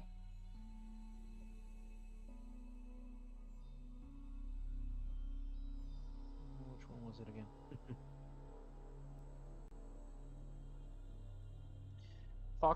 Fox drawing with wolf. That's the name of the brush. On I'm every level except physical, I am a wolf. You heard that one before, right? In Norway, we had one. What is a mentally divergent person who went by the name Nano, who was convinced it was a cat.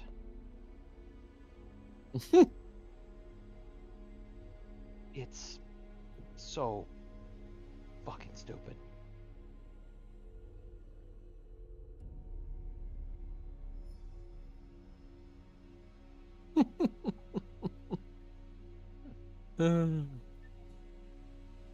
I just saw the dumbest comparison on Twitter, and it's like, oh, in a world of this political figure, be like this dead person, and it's like, wait, what? You're telling people they should be dead? This is awful. This is terrible advice. Stop. You want to talk about dumb shit? Apparently, Calvin Robinson has decided that Mormons aren't real Christians, which, as an Well, atheist, is fucking stupid.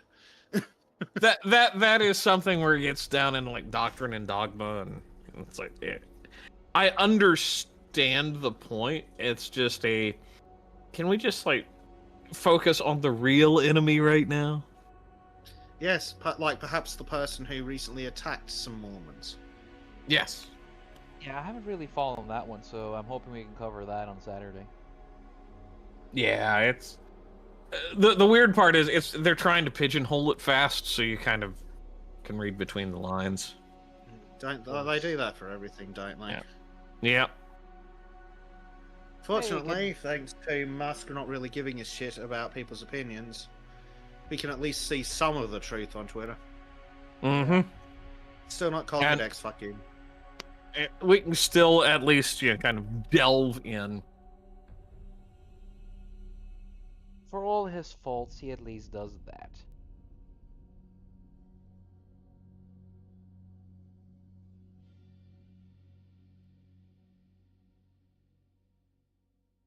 Hmm. Hmm.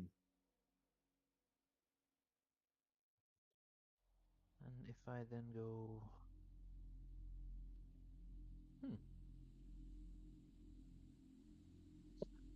I saw Hyde Walker and I first thought it said Hyde Wanker. Yeah. and bad marker. No, bad. Marco. The fox says your lack of faith is disturbing, and if you do not provide coins, you'll be cursed for 100 generations. Yep. Those guys were Norwegian. Because that's what this kind of fox would say. Yep. The Japanese foxes were kind of cool in many ways. At least they're mythological foxes. In Norway, they're just being conniving assholes. In every single story, they're the conniving assholes who seek to backstab you and steal your shit. So basically, they're gypsies. We've also empirically proven are street food specialist descendants. Yep. Do not redeem, sir. Do not redeem. That was one of those moments where it's like, wow, it all makes sense all of a sudden. I know, right? Their inability to let anything stay on the ground. Yep.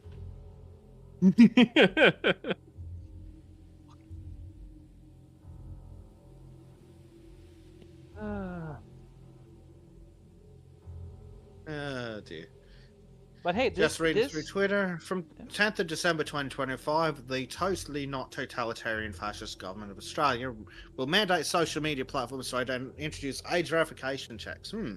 Oh, but it's not about checking adults. It's like, cool, but how do you prove that they're not a kid then? To prove one thing's not true, you kind of have to prove that the other is. People can either be an adult or not an adult. If you need to know if they're not an adult, if you have to prove that they're. So yeah, on a side note, I'm digitally moving to Dallas unless someone has a better option. I like Dallas. I mean, it depends. I usually will settle on like Chicago or Detroit because they're never going to do anything that stops. So. True, Chicago. They'll never turn off the porn. Mm-hmm. See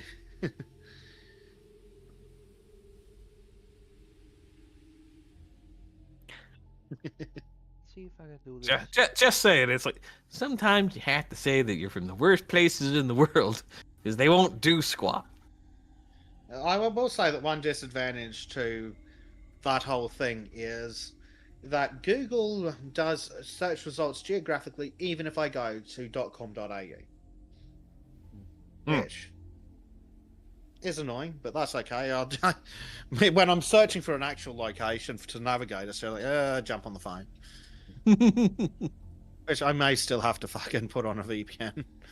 Who knows what retarded shit they're doing? I think they want you to fucking have to show your ID to sign into fucking Google. Which they can kiss my ass. Yep. It probably would if you asked the right guy.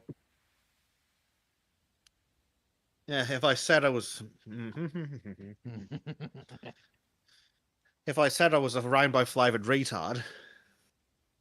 Then you would get all of the things that you've ever wanted and more. Exactly. They would give it to you all on a silver platter. Except safety. They'll continue reporting people that want me dead. Well, if you go, they want to convert them first. How about you just say you're part of a very, very diverse and strongest religion? Yes, there you go. But why would I when I'm superior in every way? Fair enough. Hey, your words, not mine. Let's see. So. I'm not exactly unhappy with this. What do you think? Oh, it looks good. Thank you. That's the interesting thing with these brushes. It's like there's a lot of things that you can do with them just by the nature of them, and it adds some really cool textures. Yeah, and that's the thing. It's not just the textures, dude. I've said it so many times, but it's the feeling. Because for me, drawing art, it has to feel right. And this has been nothing but feeling just right. I haven't had a single problem with anything. I just need to figure out, oh, I can use this for this and this for this, and then just wait until shit falls apart, falls in place. There you go. Yeah. I know words. Maybe. Citation needed. Uh, Shut up. Shut the fuck up. Let's see. Just want to see how this looks.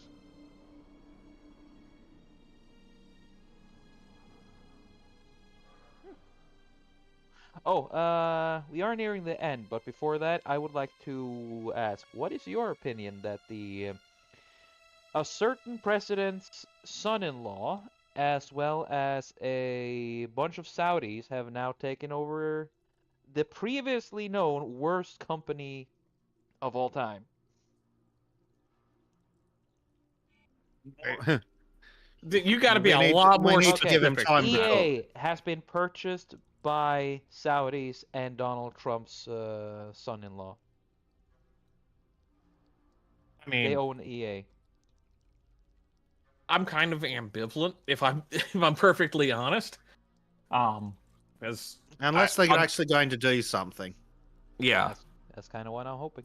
and also making sure that it doesn't turn into Saudi propaganda. Yes. I kind of would have been worried about that too, but then comes again, they're Saudis, which the royalties there are way less special needs. And then you have, of course, the president's son-in-law, which hopefully can be a stopgap measure for other kind of issues. Again, it's a little bit of actually there's a fair bit of hopium here, but out of all the things currently, it could have been so much worse than this. Just saying.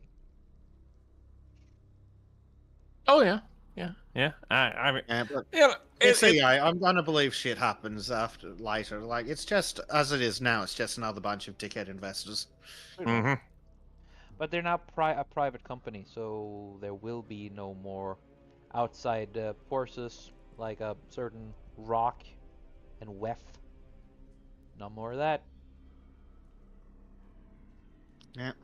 And already there's been news that BioWare's staff are starting to throw a shit fit because they can't do what they want to do, which involves kids, allegedly. Yeah, I just have no idea. It's I really have no idea. I'm a bit passionate about Mass Effect and Dead Space, so I know it's a long shot, very unlikely, but if we can get like a Titanfall 3, a Dead Space 3, full on retcon of Dead Yeah, Space but the 3. good studios are dead and everyone's left. Yeah, but they proved with the Dead Space remake that they managed to do it right there. You mean the Dead Space remake with the suspicious toilets? That's actually the only problem with it, though.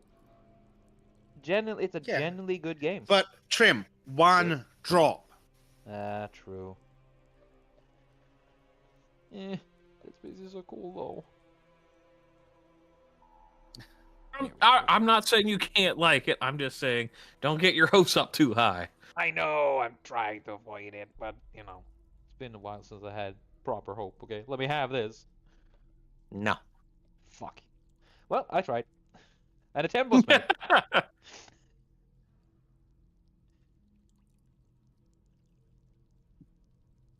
Also, I heard news that there's going to be a Transformers game. I fucking wish.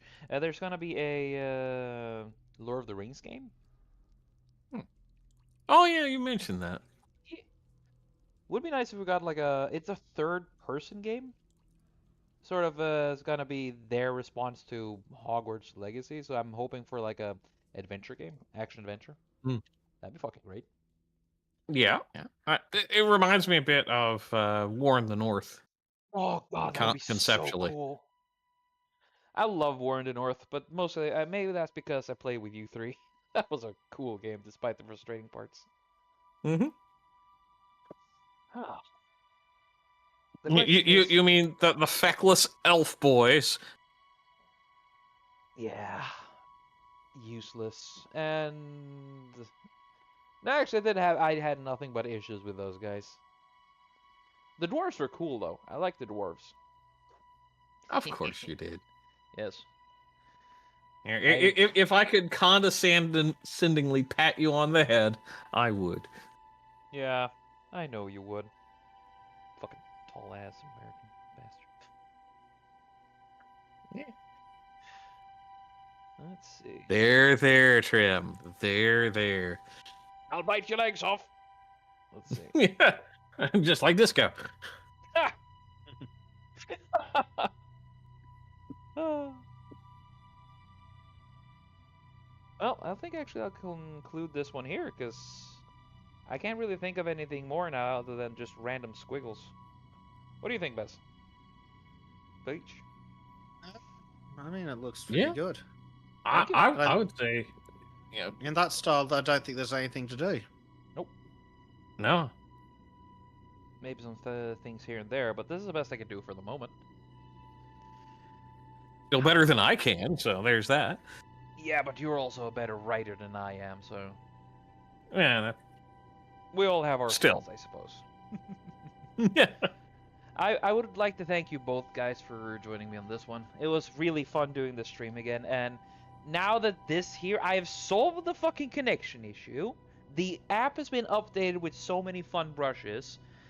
I'm gonna try to be less of a procrastinating asshole and actually try to do more streams as well as recordings. Hey Bleach, you got time later tomorrow or something? We can negotiate that off here. Awesome. Well, with All, that, all I'm hearing though, Trym, is you're admitting that you had a weak stream and now it's fixed with a little surgery. yeah, I just need to switch hole, huh? That's your call, ma'am. You got it. Well, everybody, thank you very much for joining. I've had a hell of a good time, and I hope you guys have had a decent time as well. Until next time, have a wonderful time. You too, guys. Thank you for joining again. I haven't done opening and closing in such a long time. I have no idea what to do. Now you just turn it off, Trym. I could, but I want you guys to say goodbye first. Preferably without any slurs. YouTube slurs. Yes. I wish you goodbye. No, that's a Biden slur. Oh, still a slur. Well, with that, I'm closing. Bye.